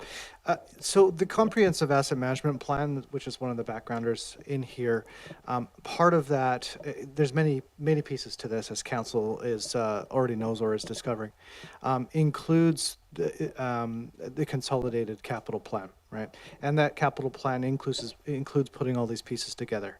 And in order for that to happen, the programming staff need to be in place, which are currently being hired. So there's a lot of moving pieces to be able to make movement on any and all sorts of these pieces. Also included in the scope of that project would include a data management strategy. I'm tempted to go into the discussion forward with my backgrounder with this, but I'll emphasize just one point, that the Sustainable Infrastructure Replacement Plan expects us to be achieving capital output to the tune of 36% of our entire infrastructure over the next 25 years, so the replacement of that. So it's extremely important for us to be able to plan it in a proactive way moving forward. And that's where the capital asset, the consolidated capital plan is really important. It doesn't mean there aren't low-hanging fruits that need to be implemented for other considerations. But to Councillor Patterson's question specifically, that is in consideration of the comprehensive asset management plan. Thank you. Any other discussion on the motion that's in front of us? Perhaps we can just bring it back up on screen again. For my clarification, if this motion passes, what I'm reading into this is that what we'll get back is some answers to what this will cost, what are the impacts on staff, how feasible it is, et cetera. So it's not, I think that's so I'm getting nods from the staff on that one. So I think that's essentially what's coming back to us. Do we have a time frame for what that, obviously there's money and budget and so forth, sort of there's a timeline here, but not much in the way of budget. We've essentially set the budget pieces. So Mr. Payne, perhaps you can talk to the budget portion of it. Your Worship, and I apologize if I should have provided additional context earlier on in the discussion. Council may note that there is a resolution on the books from fall for staff to come back in the 2023 financial plan to prepare an active transportation program based on increased levels of funding. And those levels of funding anticipated were from $200,000, which is the current program funding, to $1 million. And that question, how to achieve that gap funding, is something that will need to be posed to council at the time. So I just thought I would mention that as part of the context of this resolution. It sounds related, in my opinion. Is there any comments or questions on the motion as it stands? Go ahead, Councillor Smart. Just wanted to also ask if there'd be a way of, coming back to us, addressing the fact that there are levels of funding available, grants and such. And I know that that's kind of often hard to anticipate whether you'll be successful in receiving those, but will the report be able to at least address the fact that this won't have to be 100% funded by OPE? Mr. Payne? Your Worship, through you, yes, precisely. That information will be available. The idea here is some options that would be presented to Council would be: do you want us to use our current active transportation budget for design projects only, and therefore maximize the use of grants just with minimal district funding? Or do we want to proceed with active transportation construction using district funds and tax increases to do that, or both? And so that's precisely the question we look to be answered by Council. Thank you, but not tonight. Not tonight. Just in case anyone wants to go down that rabbit hole, no, not tonight. So we have a motion on the floor right now to have this options analysis come back with those pieces. That'll give us some of the answers, I think, that are being asked around this table. Is there other discussion on this? I don't hear any, so I'm going to call the question on this motion. And again, just for Councillor Green's clarity, I want to make sure she understands exactly what's on the screen. And the motion is that staff be directed to prepare an options analysis to modify project backgrounders 27 and 28 for clarification with financial implications to implement the active transportation plan, to implement the basic network of the active transportation plan over the next 5 years. It's a little wordy. Financial implications, just, yeah, to implement the basic network of, yeah. And read that again so we're clear. That the staff be directed to prepare an options analysis to modify project backgrounders 27 and 28 for clarification with financial implications to implement the basic network of the active transportation plan over the next 5 years. I think that's clear. Is there any other discussion? All right, I'll call the question on the amendment motion. All those in favor? Any opposed? None opposed. That carries. Look forward to seeing what that looks like coming back. Can we move on to the next item, which I believe is the 32? Is that right? Bus passes used for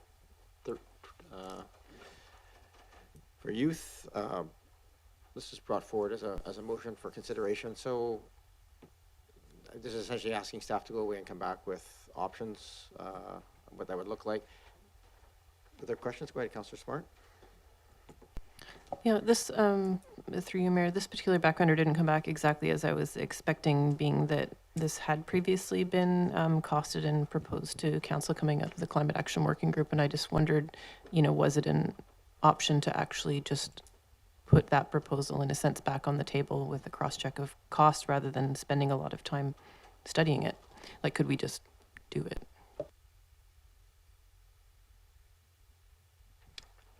At this point, it's, I think, asking staff to come back with some data on it. So that's the backgrounder that's in front of us.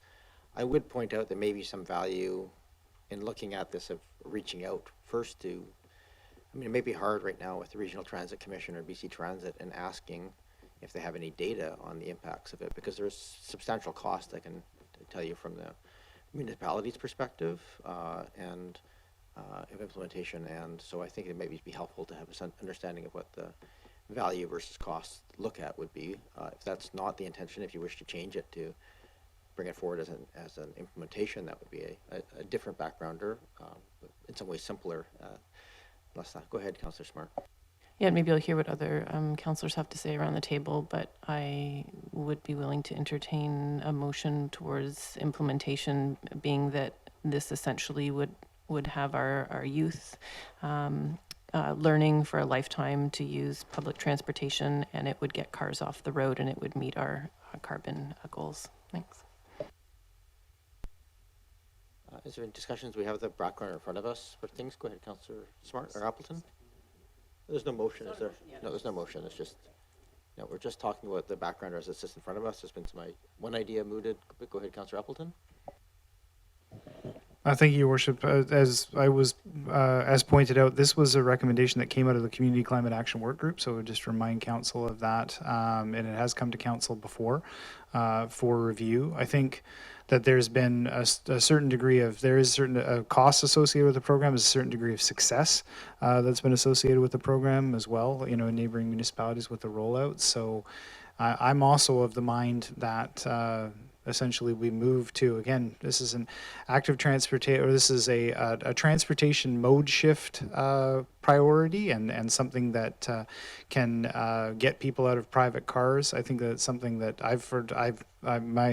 My youngest is in this age bracket and has heard of, basically all of his colleagues and his neighbors from Victoria are using theirs extensively, and he sort of stands out as not having one, essentially. I think it could be of great value, and so I would like to see us move towards funding the program at this stage of the game. Thank you.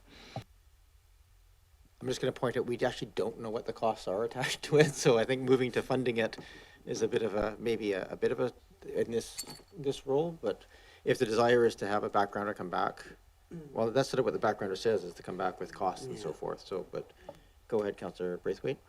Yeah, I mean, I would prefer to see the costing around this. I understand the logic behind providing bus passes to the youth, but I would really like to see what the costing is. I understand that. I think I'm trying to remember what City of Victoria, what the cost was there, but I also understand that there was a conversation around the CRD table that perhaps the CRD would be looking at a funding model for this as well. So I'd like to see the costs come back to us, and I'd like to see us explore if there's other possibilities, and as you said, reach out and get some data to see how well this works. Thank you. I think at this point, there's no the CRD. Now, there is a new transportation committee looking at transportation issues writ large for the region. To the best of my knowledge, at least through BC Transit, so I don't know about TransLink, City of Victoria is the only municipality that's currently undertaking this project. The province did, however, of course, move to make all children under the age of 12 or 12 and under free on BC Transit not long ago. So that's the current status of the pieces. But go ahead, Councillor. I'm going to go to first-time speakers first. Go ahead, Councillor Patterson, and then go back to Councillor Smart. Yes, Mayor, and I will echo Councillor Braithwaite's comments. I would like to see some costing come back on this, updated costing come back on this, and I would like to also hear the success, the pros and cons that for communities where it's been implemented. And, the backgrounder that is provided in this shows that, staff can do that. And so certainly for it to come forward to the financial discussions around priorities, I think it would be very useful to have that information. We all know what happens when we come to the financial part of this piece. We add all of these things in, but I'm cautious about how much work we do in advance, because at the end of the day, we end up having to make some tough decisions, and unfortunately that means some things get cut. So I'm happy with it as it is, respecting the fact that it did come forward from the Climate Action Committee. And I think it's a good suggestion, but we'll have to learn where to draw the line. So I'm happy supporting what is presented, what has been presented in the package by staff. Go ahead, Councillor Smart. Through you, Mayor, could staff comment on the possibility of whether we can encapsulate this in the current budget in some fashion? Like I see 135 hours until the point where we just get a presentation to council, and then we wouldn't necessarily be looking at this till next year. I'm just wondering, since we have previous costing, is it possible to bring forward, an estimate of what this might cost for this budget? I'm just looking for options in which this isn't another year delay. I'll look to staff on that one. Go ahead, Mr. Robertson. Yeah, through the mayor, we've already done a little bit of reaching out to get usage numbers, costs, all those sorts of things. This wouldn't be an extensive study, I think, because others have done it, so we don't have to go and develop a model. I think it's just learning what others have done so we can give you some real data and an idea of what the usage would be within Oak Bay, and therefore the cost. So I don't think it would take an awfully long time to pull that off. I'm going to just throw in my experience because this has come before the Regional Transit Commission a number of times, and City of Victoria went through a number of different approaches to it. They looked at a UPass, and then they looked at buying the passes because that UPass approach didn't work very well. It created a number of new staff positions required at the city to manage the peak periods. It was not a simple implementation, and I don't think there's a lot outside of Victoria that have experience at this. So I think we can probably get data back reasonably quickly. I think this is a piece of it. But the implementation process will probably take some time as well, just for the education. I'm just putting it out there. I think it took over a year from the City of Victoria from the time they started to negotiate a contract with the Regional Transit or BC Transit to come up with a costing model and a model of how they could offload some of the cost of managing the program. So it had a lot of complexity to it. I don't want to set expectations here that we can make a decision, have it implemented. It took a fair bit of time within a much larger organization with better resources. So just want to throw that out there. The information coming back will inform, but all we could really do on that front, I think, would be to set aside some amount of money that we might guess at and have it in the budget if that was the will of council. So I don't want to make this be too negative on this one. I just want to express my experience watching it from the other side of the table. Hey, Councillor Green. Do you mind if I jump in, Mayor? Go ahead, Councillor Green. Thank you very much. I really appreciate all the comments around the table. I particularly appreciate your experience directly around this issue. Of course, I agree with this in principle, but I have to say I believe this is a regional, it should be a regional program. It should be jointly funded with the province. I think it's difficult for small municipalities like ours to fund these kinds of programs without help. And I think at this point in time, I would not be comfortable moving to implement when I don't really have all the evidence and data in front of me. So I am, like other colleagues, some other colleagues, I'm comfortable in leaving this one with staff to come back to us. And just a final point, one of the things I would love to see, in addition to this kind of transportation initiative, is also to discourage adult parents from driving children to and from school, for instance. I mean, that really, I also believe, is a huge issue. And so it's not just providing passes, it's re-educating behavior, I think, and shifting attitudes about driving children and young adults or teenagers to and from schools as well. So those are my 2 cents. Thank you. I'm going to go. I think, Councillor Smart, you've been most advocate here. Do you wish to see if you're interested in making a motion to amend this in some way at this point? Yes, I would.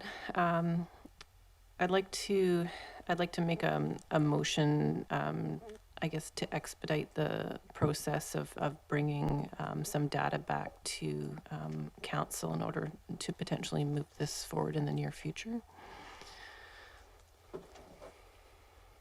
Currently, in the 2023 years, there's something. I'm going to turn to staff from a guidelines perspective here. These backgrounders, maybe I just ask, what is the timeline expected to come back with a report from council if this moves forward and approved at the budget level? Do we have any sense of that? I appreciate this is falling an engineering department that is desperately short-staffed as well at the moment. So, for all the work they have to do, Mr. Robertson. Desperately short-staffed and desperately new as well. I hate to nail a time to anything, but I don't think there's a lot of research to be done to this. So I think we could bring something back.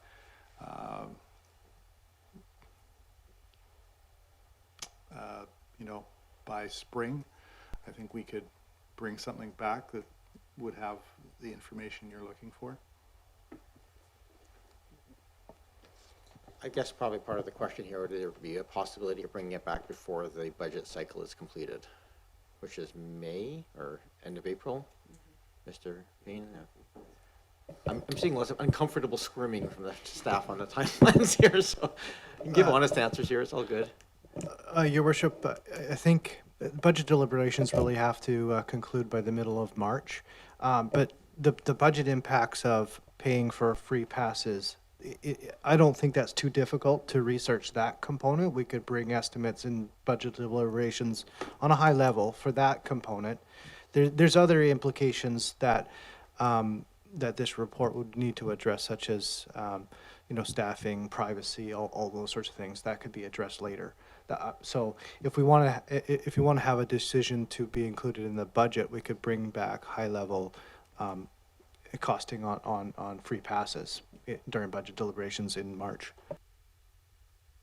Just wondering if the because I really think that's the bottom line. If we can maybe just amend this motion to just say to include to bring back high level costing to the budget process, would that be reasonable as a mechanism, just so we have that sort of Councillor Smart, is that sort of your intention here? So rather than an expedited implementation timeline, I think at this point deal with the staff be directed to bring high level costing to be included in the budget deliberation process. High level costing of implementation to the budget process. Is that?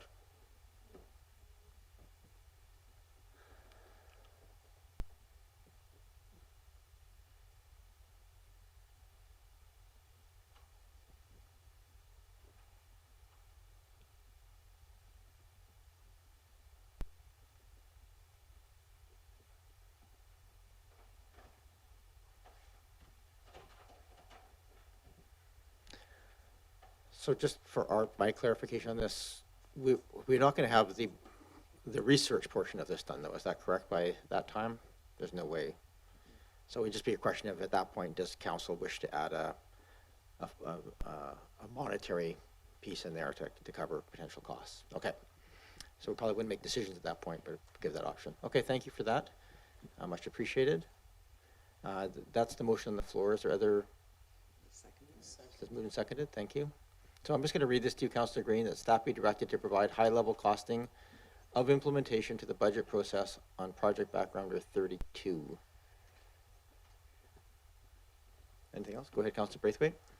So I have a question. So is that just basically for the cost of the passes, or does that include all the staffing that's going to be needed to be able to to be able to implement that and things like that? I mean, that some of the things that Mr. Payne touched on, because it's one thing to have it's one thing to have the cost of the passes, but it's another thing to then have to consider all of the other things that have to be in place to be able to distribute those passes.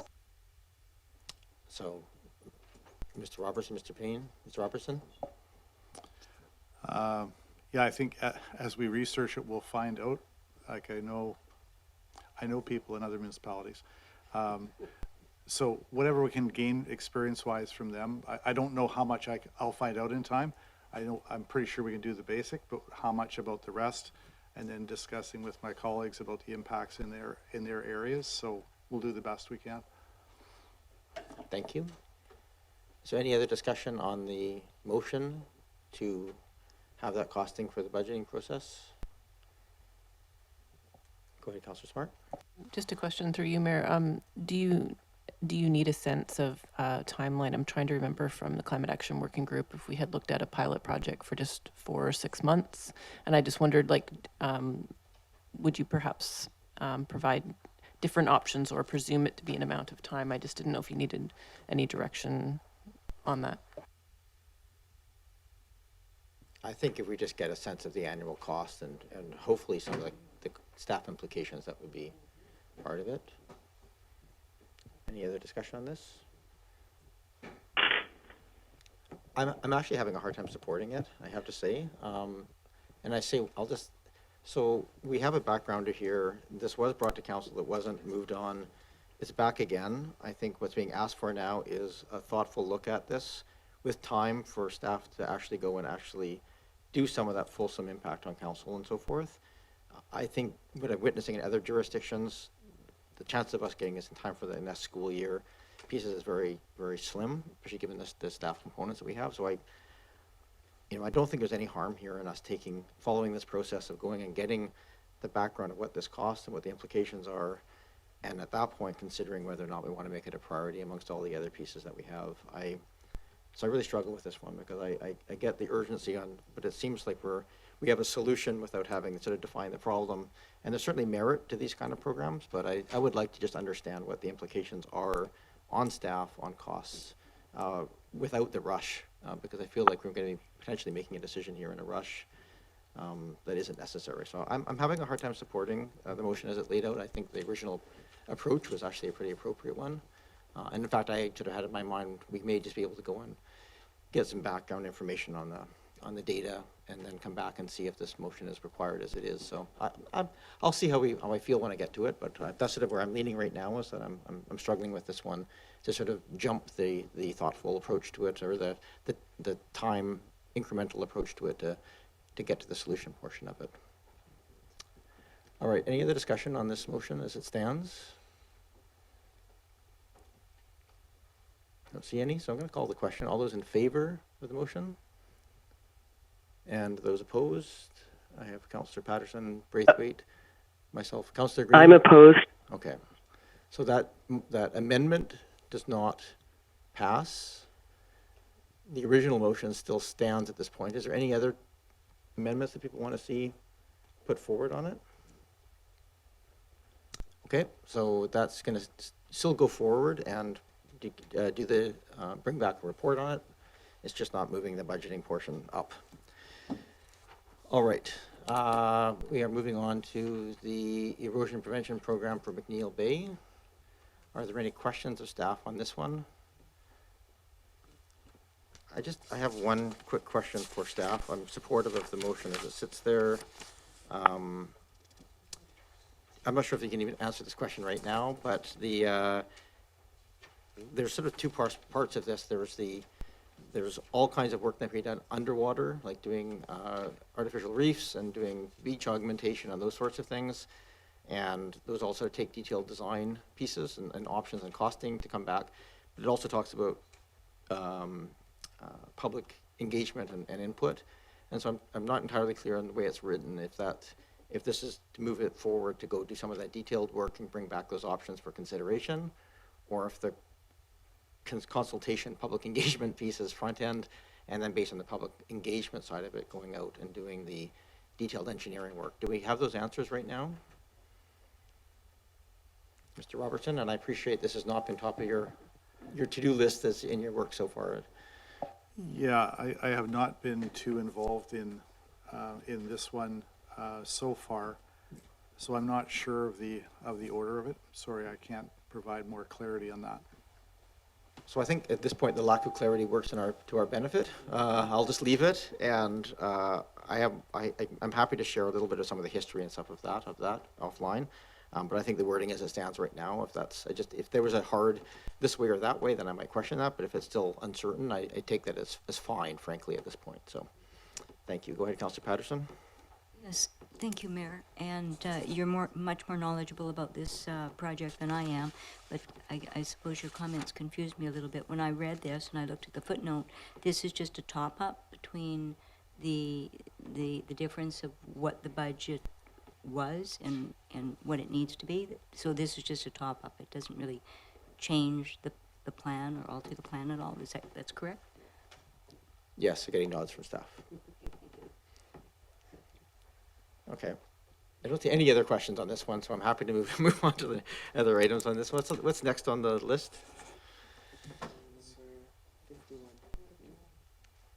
Okay.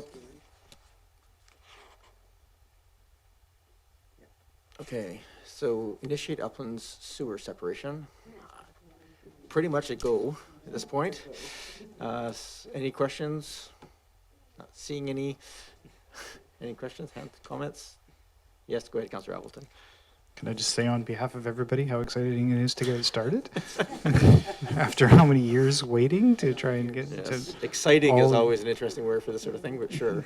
Well, I think it is very exciting. I think that if I may, Your Worship, I think it is a good time to reflect on, essentially to feel positive about Council's foresight in setting aside a significant reserve in order to do this work, preparing and having our portion of funds ready so that we could apply for grants and reach out and do that type of work. So I think that the community would be well informed to, at this juncture, to know that, you know, the reason that we have the ability to implement this project is because the funds were set aside in the reserve in order to do the work. So it's that process of infrastructure renewal kind of coming to fruition. Thank you, Your Worship. Thank you.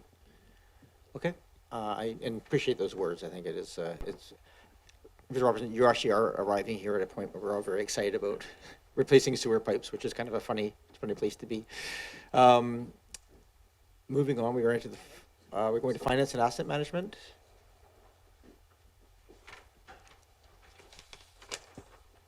Again, this is sort of a continuation of ongoing work. Are the questions in terms of the this is numbers 25 and 38, in preparing a comprehensive asset management plan, undertaking municipal facilities planning with a sustainability lens? Are there questions with the way it's worded, or with the framework or the scope of this work? Don't see a lot of people jumping on that one. Okay. Mr. Payne, you seem to have skipped a hazard there. We're on to Parks Rec. Is this our last section, the Parks, Recreation, and Culture? Oh, okay. First up, design Carnarvon Park building. So, Mr. Meikle, you're here on deck, but I think we're just going to turn to members of council here and see if there's any questions. Yeah, go ahead, Councillor Smart. I just had a quick question through you, Mayor. I just wanted to know if the consultant fees on this project were all the way up to occupancy, or if the consultant fees were just imagined for a sort of schematic design phase.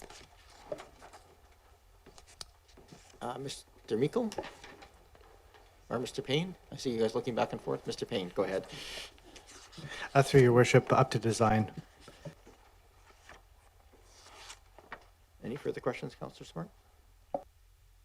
So sorry, like schematic design, or like building permit? Just curious. Mr. Payne? Through Your Worship, so class B design, yeah. Thank you. Go ahead, Councillor Braithwaite. I just want to say I'm so excited about this. Thank you for having this on here and having this start this year. Go ahead, Councillor Patterson. Yes, thank you, Mayor, and I too am looking forward to seeing something happen in Carnarvon Park. But since this does speak to the building design, it also ties into the accessibility committee. So how will those two pieces fit together? Go ahead, Mr. Meikle. Thank you, Your Worship. Through you, I think, not sure the two will fit together. It depends, I guess, how quickly that committee is formed and up to speed. Because this will go through a consultation process, I would assume there will be consultation with a number of accessibility groups within the region. So we have listed on some stakeholder groups, several groups that are involved in recreation, accessibility projects, initiatives, etc. And just so I'm clear on this process, because we get lots of questions about it, as laid out here, obviously there's been, with the changes to pickleball and so forth, there's going to be some changes and updates of the overall master plan, and then the building designed to match the revisions of that master plan. That's the order of business here, Mr. Meikle? Thank you, Your Worship. Yes, that's correct. Great, thank you very much. Any other discussion? Not seeing any. Okay, moving on to the next item, which is number 18, and this is options for a potential temporary off-leash dog park.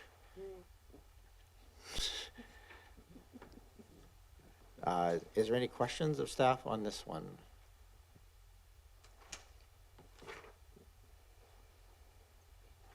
Something we need. Yeah. Okay, and it's in 23-24. Yeah, go ahead, Councillor Smart. Just one question. Does the project as it stands have the flexibility to go after more than one location, following the Salish model of going park by park to try out different parks? And the reason I ask that question is just if we are just choosing one park and after a year we find that the neighborhood doesn't find that successful, it doesn't really leave us with anything, as opposed to a model where we may try out a few parks and get a lot of feedback that would lead us to our future project of a policy. Mr. Meikle? Thank you, Your Worship, through you to Councillor Smart. I would assume and envision that that is certainly one of the options that would be brought forward. We've received a fair amount of feedback already, and so we would bring all of those options forward, and certainly that idea of a mobile or moving dog park situation would be likely one of those options. All right, moving that forward. May I ask a question, Mayor? Please go ahead, Councillor Green. Yes, sorry. I'm sorry, I can't see you, so it's hard to know when to jump in. Through you to Mr. Meikle. Mr. Meikle, I just wonder, are you aware of the proposal that was brought to Council a couple of weeks or 3 weeks ago around the use of Cochrane Park behind the hall as a fenced off-leash dog area? And I just wondered if that was part of, part of your consideration in this project. So that's just my question. Thank you very much. Councillor Green, I'm just going to not have Mr. Meikle answer that one, just because I think at this point that will come back to us. But by singulating out one based on that thing, I think we might set expectations or raise questions about that one. I think it's obviously one of the many parks that we have and would be considered in the broader sense, but I don't want to highlight it in any way at this point, if that makes sense. Yeah, the only reason I raised it, and I appreciate that, you're right, was just wondering if it would be included as an option. I know there are varying opinions on the location and the suitability, but I just wondered if that would be in the mix. Okay, thank you. Thank you. I think we have to consider everything in the mix at this point and not exclude it, but not highlight it. Thank you for that. Is there other questions related to the dog park piece? So then moving to number 21, which is the expand opportunities for dry winter walking at Uplands Park. This has gone from the original ask to a more comprehensive look that addresses many of the concerns raised earlier by Mr. Sirois in terms of coming up with more of a master plan. Are there questions? Go ahead, Councillor Watson.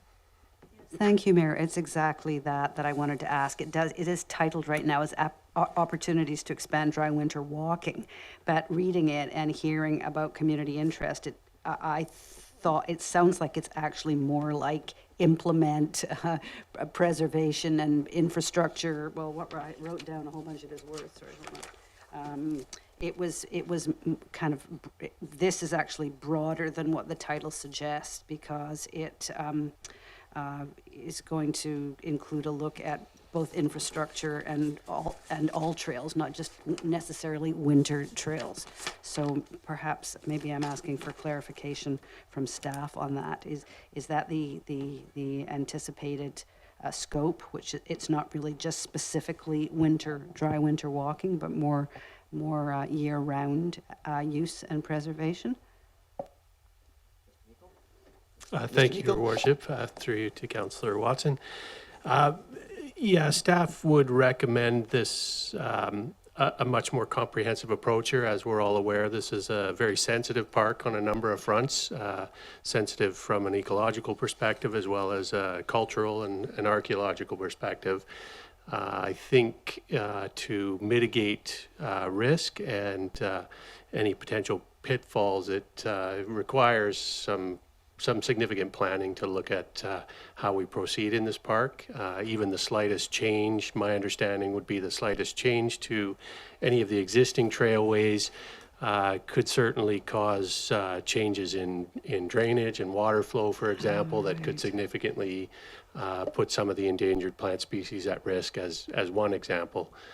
So we are certainly recommending that step back to take a larger look at this. And just a follow-up question, if I may, or you may have sort of answered it, but is there a way to prioritize or phase the work to save the most at-risk habitat? Like, Mr. Meikle? Yeah, thank you, Your Worship. That would be our expectation, and part of what we took a look at here and actually included some budget amounts. We would certainly hope that there's some what you may call low-hanging fruit there, some trails that are more easily done and may have some lower potential impact or lower risk of other impact in other areas of the park that may be able to be done quickly. That's what we would look for a consultant to certainly inform us of. So there is some potential there for that. Thank you. Are there other questions on this one? Go ahead, Councillor Braithwaite.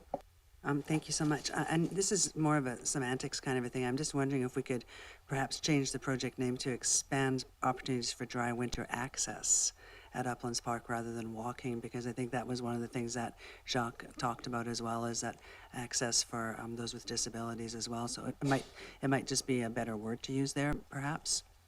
And then also, I had something else, and it was really important. And now I can't remember what it was. So I will come back to you. Happy to come back. Go ahead, Councillor Appleton. Thank you, Your Worship. I'm going to, I'm through you to staff, I'm going to assume that there's no restrictions. There's obviously lots of moving parts to this and various different components. The budget requirement associated with it is, to be honest, a lot broader than what I originally conceived of for this particular item. So I'm going to assume that there's no obstacles as far as drawing out the work. Like as far as this, right now it's scheduled as a 3-year project. I'm assuming it could also be implemented over a 4-year time period or even longer potentially. Mr. Meikle? Thank you, Your Worship. Yes, certainly. It, again, depends on what comes back from that consultant's report, and I would look to that consultant to phase the work, as was mentioned by Councillor Watson, and really would depend on what the scope of that work looks like, and how much they're able to use existing infrastructure, for example. If we're talking full replacement or full build, or if it's perhaps it comes back as recommendations for full boardwalk trails in that park, certainly will take longer to implement than other potential options there. So it's a little unknown right now, but yeah, there certainly is a potential that it could stretch further than 3 years. I hope that answers that question. May not. Thank you. Yep, I'll go back to you, Councillor Braithwaite, and then I'll go to Councillor Smart. Thank you. I remembered. Sorry. I just wanted to clarify that when we talk Uplands Park, we're actually including Cattle Point as part of Uplands Park, just in case people aren't. Some people think there's a distinction between Uplands Park and Cattle Point, but it's actually Uplands Park. It's one. Okay. Thank you.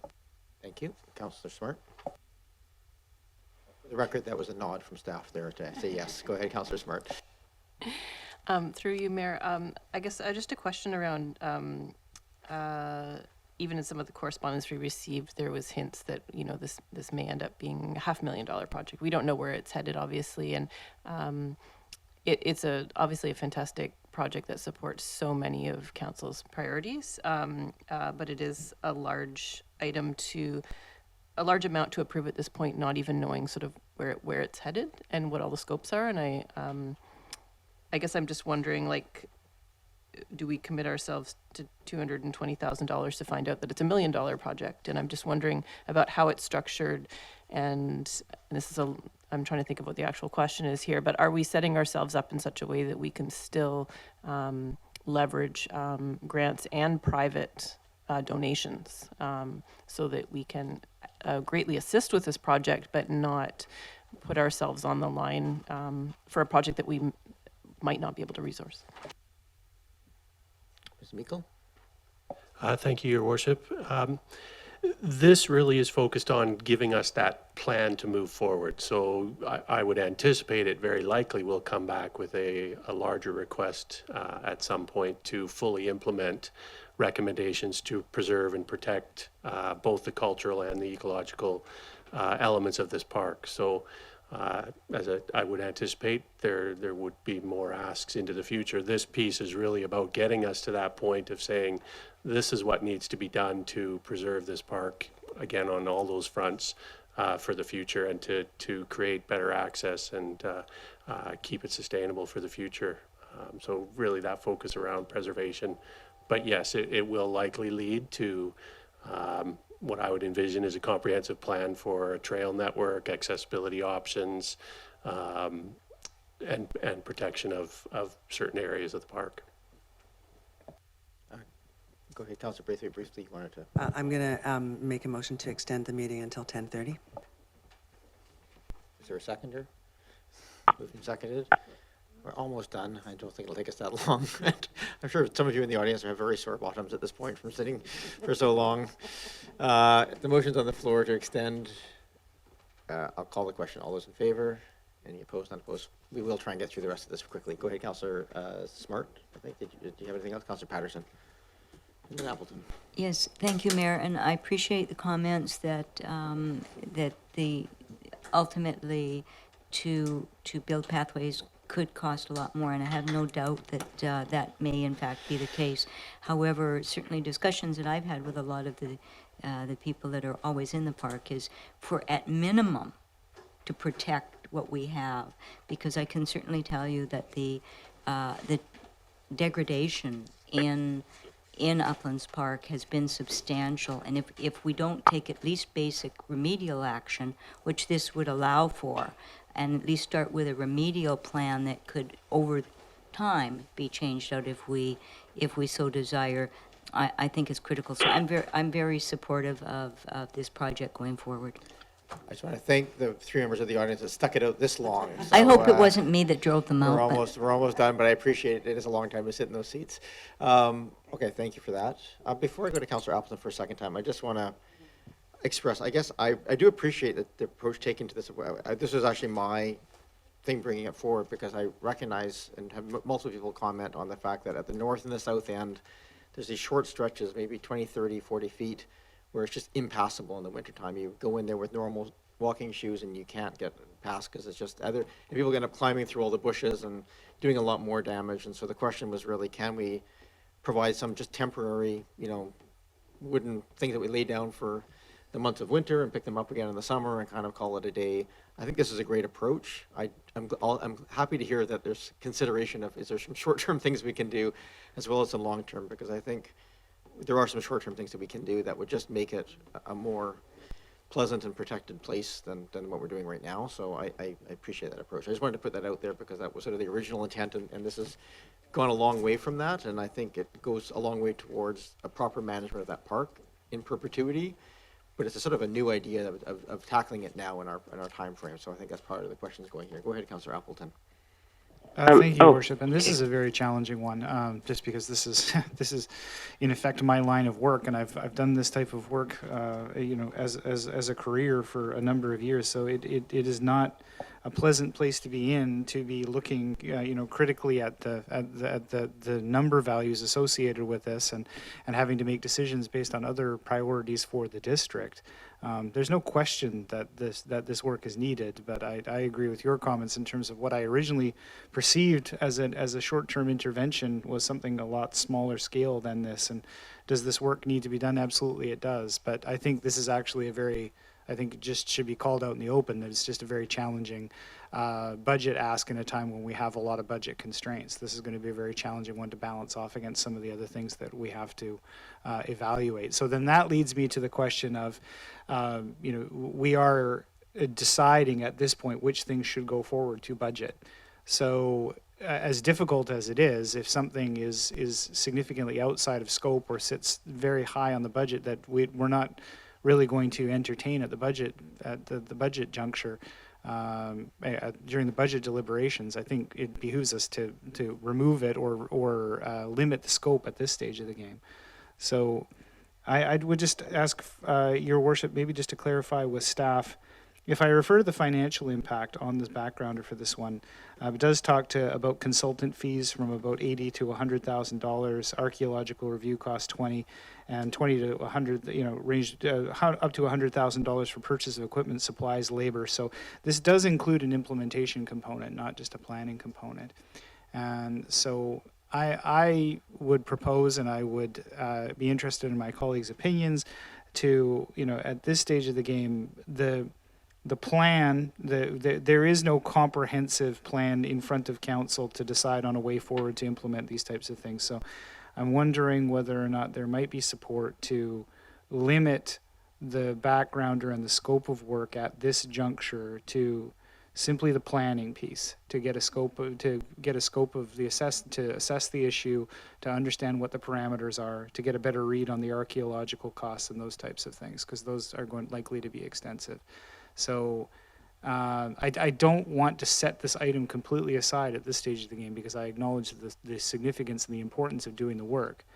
I think it would be challenging for me to review and ask that big as part of the financial plan process and sign off on that. So I want to be honest about what goes forward from this time. So I would be in support of making a motion to limit the scope of work to the consultant fees to research, consult, and develop the plan as laid out under this section, and just leave it at that for this budget cycle, Your Worship.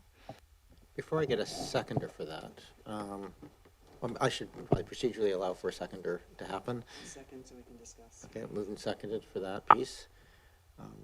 I was just going to throw there early in the discussion that it's sort of something else. As this conversation has happened, and I'm curious if it's possible, is to flip that around the other way and look at giving direction to undertake what we sort of original motion of this was just looking at, just for this coming winter, looking at temporary protection of those sort of entrance points, and move into 2020, and then look at that broader consultative piece and include, direction to seek grants to see if we can get some additional funding for that piece. It's just such a massive piece of work that I think, and frankly, I think probably requires some consultation with First Nations and other pieces of those sort of pieces that may extend that quite a long time.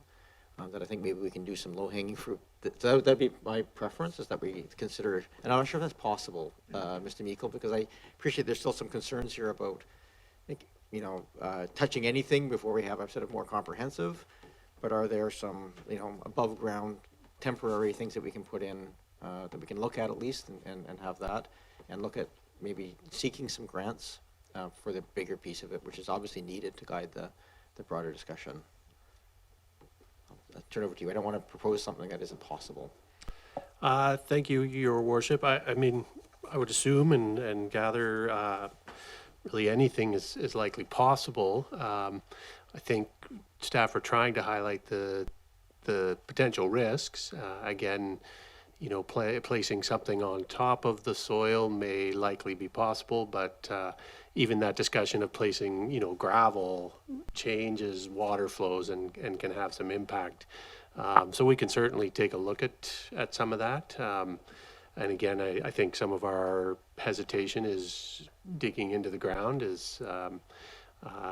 bring some risks. And so just for council to be aware of those risks, I would understand, believe that you are. I might turn, and I know he's waited a little while on here. I would assume he's still on here. We've got Chris Hidley, our parks manager, as well here, may be able to address some of that. But my assumption would be certainly anything is possible, and we can take a look at some of those options that have low risk, low impact kind of ideas. Right now, we have a motion to move that other part forward. So go ahead, Councillor Appleton. Your Worship, I appreciate your line of thinking, and I think that's really the better deliverable at this stage of the game. I would like to see that happen, so I would withdraw the motion on the table. And the mover and seconder have withdrawn that motion, so we're back without a motion right now. I think it's appropriate if Mr. Hidley is available. Mr. Hidley, is it something that we could, I guess probably not written in stone, but sort of direct some temporary measures be put in place for the upcoming, not this winter, but upcoming winter, or options be brought back for consideration?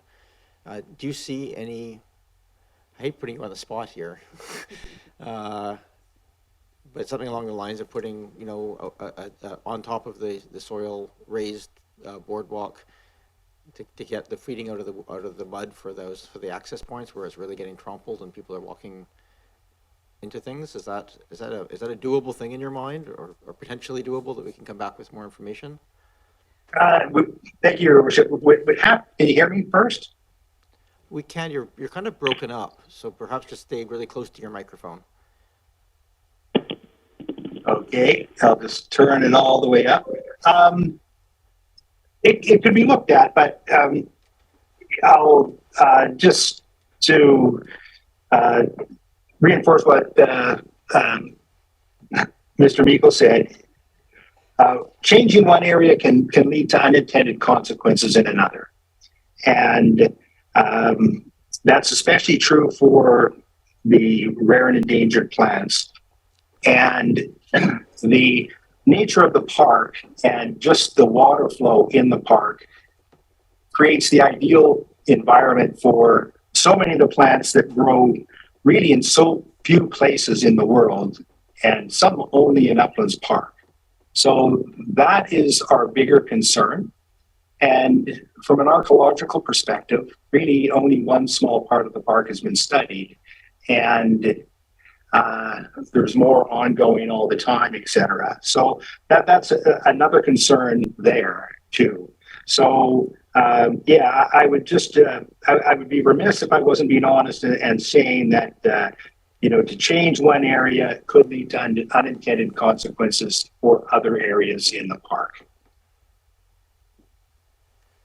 Okay, and I think we heard that around the laying of gravel and so forth causing some concern, so I'll look to council on this one. I still think we should explore those options for temporary access paths, and if the report comes back and says it's not viable, then I think that's something to look at, but that's still my preference, is to move that part forward and then seek the other portions of this with grants and so forth going forward. But do you mind if I jump in? please do, Councillor Green.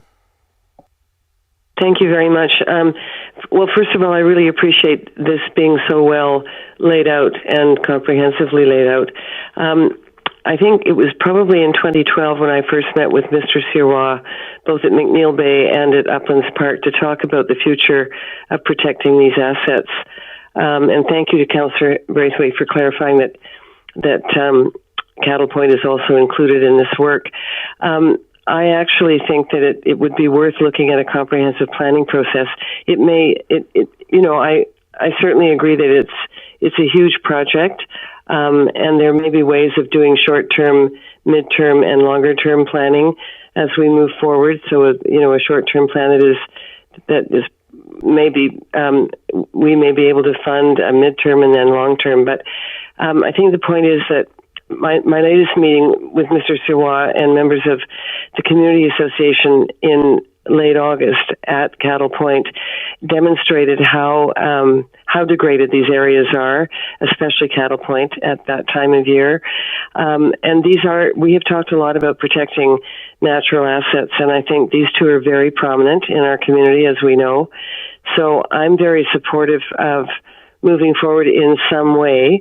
And, I'm not sure what that looks like financially at this point in time, but I also appreciate the input of Mr. Meikle and also Mr. Hidley, who knows this area inside out. So it has been, both areas have been topics of discussion for a very long time, and there is planning needed. I'm not too sure what that will look like going forward, but I think we have to do something there.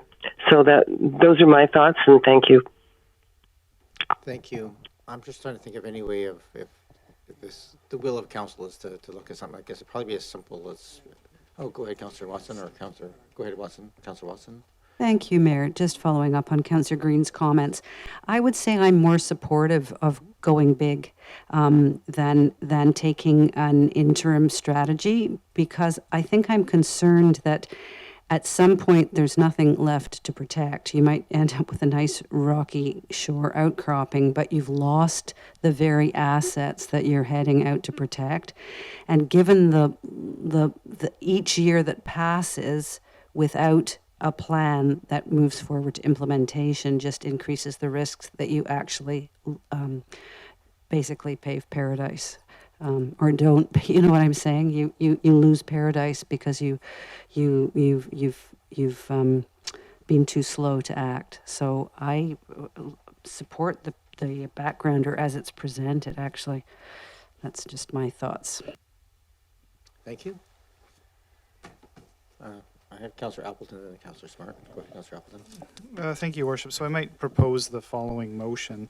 So I would move that the scope of the backgrounder, which is backgrounder 21, that the scope of backgrounder 21 be limited to establishing what temporary pedestrian interventions are possible that do not impact natural or archaeological values in the short term, and establishing costs with comprehensive management plan development.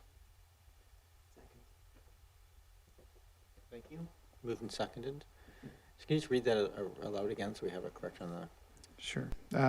So move that the scope of backgrounder number 21 be limited to establishing what temporary pedestrian interventions are possible that do not impact natural or archaeological values in the short term.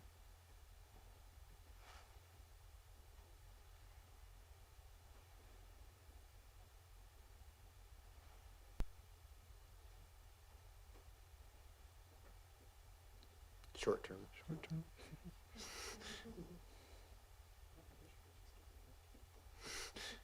It's like typing on screen to make it really obvious.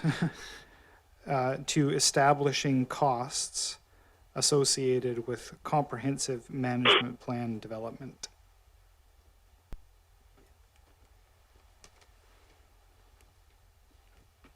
So I'm interpreting that as essentially 2023, look at short-term interventions, and then cost, look at the longer-term values. Is that correct? Yes, that's exactly it, Your Worship. I really feel strongly, having some experience in this regard, that the initial planning phase for scoping of the issue, I think, is going to be really critical here. I think that the costs associated with things like archaeological reviews and those types of things could very well be very significant, far beyond what we initially project. And I don't say that with the idea of trying to delay or otherwise undermine the significance of the project, but in the sense that we are doing strategic planning for the purposes of budgeting. I don't want any of the members of the public or all the keen volunteers that put so much time and effort into this to misunderstand or to misunderstand what we can accomplish. I think that there is so much to do here that we need to balance against other priorities, and I think this gives us that initial planning phase to get a good scope of work and to really develop the next costing phase is super important at this stage of the game. This could very easily get way outside of scope. So thank you, Your Worship. Thank you for sharing that experience. I'm going to read aloud for Councillor Green's benefit, because I think there's a one word error. I think the word "what" has to come out of there. So I'm going to read this as I think it should read: that the scope of backgrounder 21 be limited to establishing temporary pedestrian interventions that do not impact natural or archaeological values in the short term, and to establishing costs associated with comprehensive management planning development. Ms. Mover and seconder are happy with that. Any other discussion on that wording? So this is a much smaller project this year than I think was written as in the backgrounder at this point. But yeah, let's leave it at that. Any other discussion on that motion? Go ahead, Councillor Watson. Thank you. Just clarification. Does that last clause, does it mean establishing costs for a comprehensive management plan, or is it? I'm not quite sure. It doesn't seem quite concrete enough to me.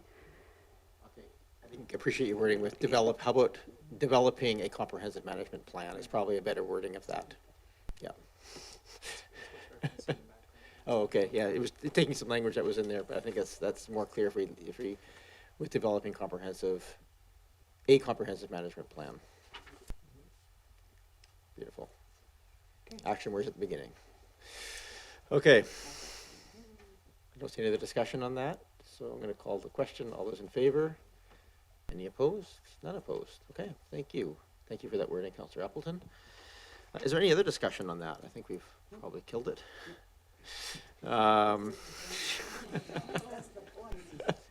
And we protected it. How's that? That's a better wording. Okay, can we scroll down to the next item on there? So just into strategic initiatives. I know, Ms. Bay, you saved yourself for the end here. Is that the? We still have one more. Oh, do we have one more? 22. Oh, playground policies. Is there any discussion on that? Oh, go ahead, Councillor Smart, and then Braithwaite. Saw her hand first. Just a quick question. Could the playground policy also include a discussion of the trends towards naturescape play spaces and playgrounds for all ages, just including in the scope?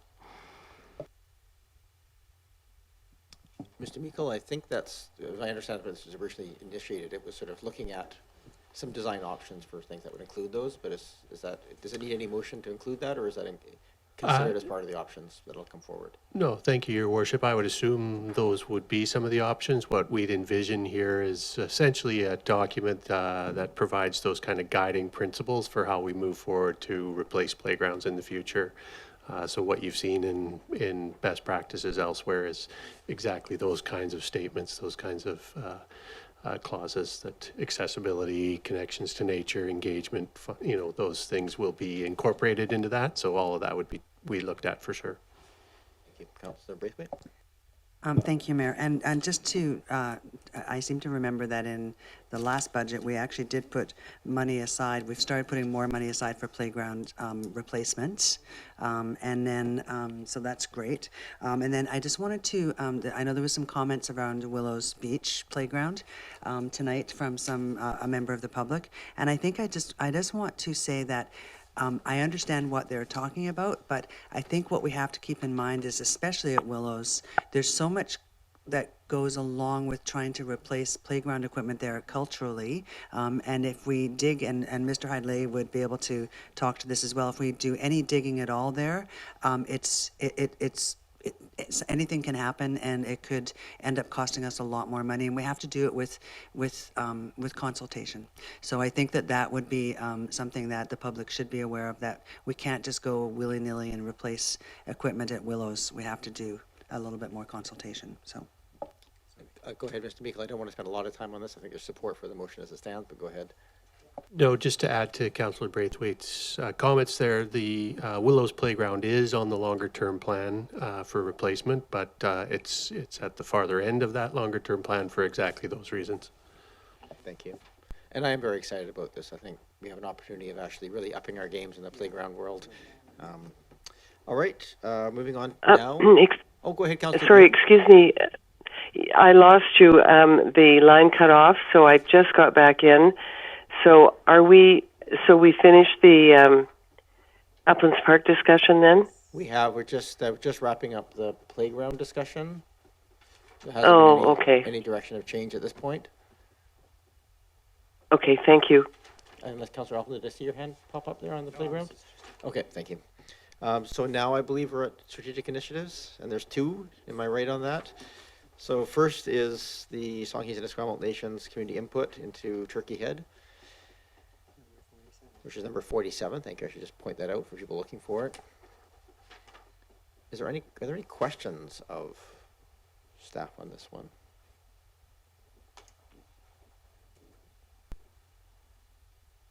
I don't see any. I think we're just looking forward to the conversation. And then moving on to number 52, which is options analysis for the marina for the near term and long term. Are there questions on this one? Fair to say this is sort of the technical aspects in addition to the consultation piece that would help guide that. Don't see. My only question would be timelines around so it would start this year then, undertaking option analyses for marina near term and long term, and it says 2023, so that's good then. Yeah, that's Thank correct. 2023. Any other discussion on that? I have to say how thankful I am we have a facilities person on staff now to be able to tackle some of these projects. So I don't see other questions on this one. So I think that concludes the pieces. Is that correct? I'm going to go. Yeah, we just have to get a few more attachments in terms of the other pieces. I'm just going to go back to those. So we have other already funded projects. That's attachment 5. I'm just going to do those writ large. Is there anything in attachment 5 that people want to remove from the already funded projects? These are sort of ones that are underway, and give you a moment to take a look up.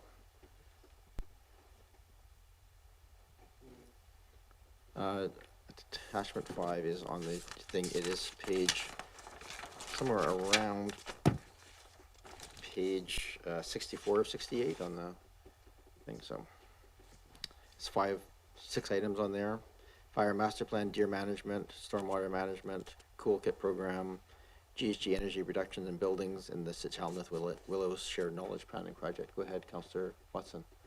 I just had one, sorry, I just had one question to staff on item, oh, it's small. Hold on. Item 53, and if that work involves both public and private buildings. I wasn't entirely sure if it was public and private, or if it was just our municipal stock.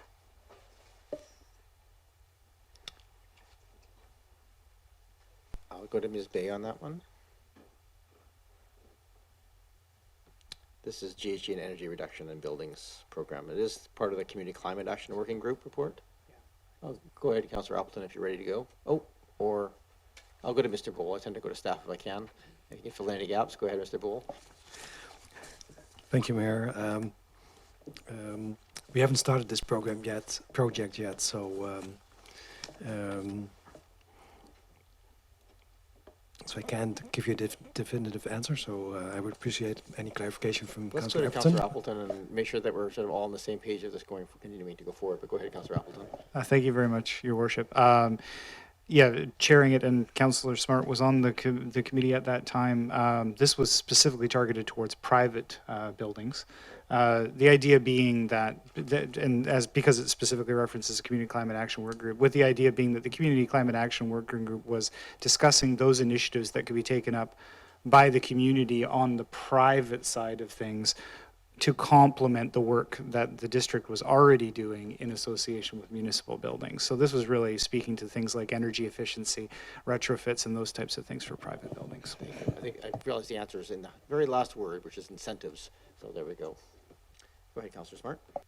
Yeah, I would just expand upon that. And like some of the discussion around that included things such as unbuilding demo permits and incentivizing that, low carbon housing policies and leadership levels of step code, things like that.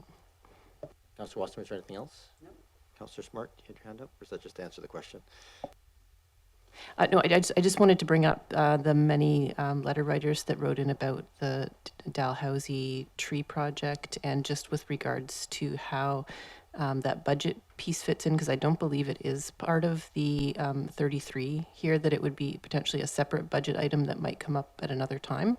And so I just wanted to clarify that piece since we're reviewing item number 33, and just an acknowledgement that that would not necessarily be included in that cool kit budget. Yes, that is correct. It is not included in the cool kit budget. Anything else on this page of the previously approved and continuing forward? Go ahead, Councillor Smart. Yeah, if I could just follow up with the question then of the appropriate time and whether that should be coming from council or whether staff will bring that to us. So a specific project on a specific street, that question? That's correct. We just had quite a few letter writers, and I just felt like we should address how that's going to be dealt with in the future. So I think questions that related to a specific project, I believe that actual is coming back next week as a piece. Is that correct, Ms. Williams? Thank you, Your Worship. Yes, and through you to rest of council, the Dalhousie tender project will be coming forward for an award next week. So the design of the roads has already been built into the tender documents and is largely not changeable. But I believe when we bring forward that report next week, if council has some questions about, opportunities to maybe do some plantings in boulevards, staff will have more information on that at that time. Thank you. Any other discussion on our attachment 5? Not seeing any, so we can move on to attachment 6, which is the additional new. So this is basically just saying, yes, we want these to go forward for this options analysis. It's not yet done. So given these are fairly recent additions, unless there's been any change of heart, I think they're going to, correct it, they're going to go forward and come back with some costing and so forth, okay? And then, go ahead, Councillor Appleton. Thank you, Your Worship. Just very quickly, and I think earlier on, just to underline the comment that Mr. Graham made from the Friends of Bowker Creek earlier on in the session, it was a long time ago now. Just in conversations with those folks, I think council will recall that there was a very comprehensive and pretty compelling conceptual drawing included in the presentation that was made to council. It's quite a lot of expertise in that group of folks about sort of fleshing out the details of how that might look. And in conversations with them, they have offered, as Mr. Graham said, to help staff and assist staff with sort of further developing that vision. So I'm looking forward to that happening. Thanks. Thank you. I'm going to go to the future projects for listing. Is there anything on that long list that people want to move back into this list for this year? There's a lot I want to, but I'm not going to. Go ahead, Councillor Watson. I just want to make a quick comment because I don't expect there to be support at the table for it, but being that we do not have the climate action plan coming forward as a project this year, and we have declared a climate emergency, I would hope that if we do have some new planning staff, that we might be able to grab some sustainability and environmental planning expertise. Thank you. I don't see any other things being motioned to bring brought forward, so I'm going to go on to attachment 8, sort of a protocol for how we would add major projects. Go ahead, Councillor Braithwaite. No, I don't have a question at all. Well, you know what? This is not so critical if if people actually want a lot of discussion. This is more of a policy piece. Go ahead. I noticed that I just wanted to ask staff, is there a contingency built into this? So say, for example, is there like a 3% staff availability to do very small projects on the go, or something like that? Ms. Bay? Thank you, Your Worship. The amount available really varies by department, so it's very tough to give a fixed sum, and I think that's why the suggestion here is that council give the CAO the opportunity to report back on the implications. It doesn't mean always that the answer is going to be no. It could be in some cases, yes, we can do it for this department, we can't do it for this department. In some cases, it might be a matter of bringing forward suggestions for projects that could be moved around, or maybe bringing back council resolution that had been approved and putting it back on the table and saying which would you prefer. So it really just gives the CAO the opportunity to provide suggestions for how council's desires could be fulfilled. Thank you. Go ahead, Councillor Appleton. Thank you, Your Worship. And this tool, I think, has served council well over the last term, or term and change. I'm just wondering whether it might be appropriate as a council.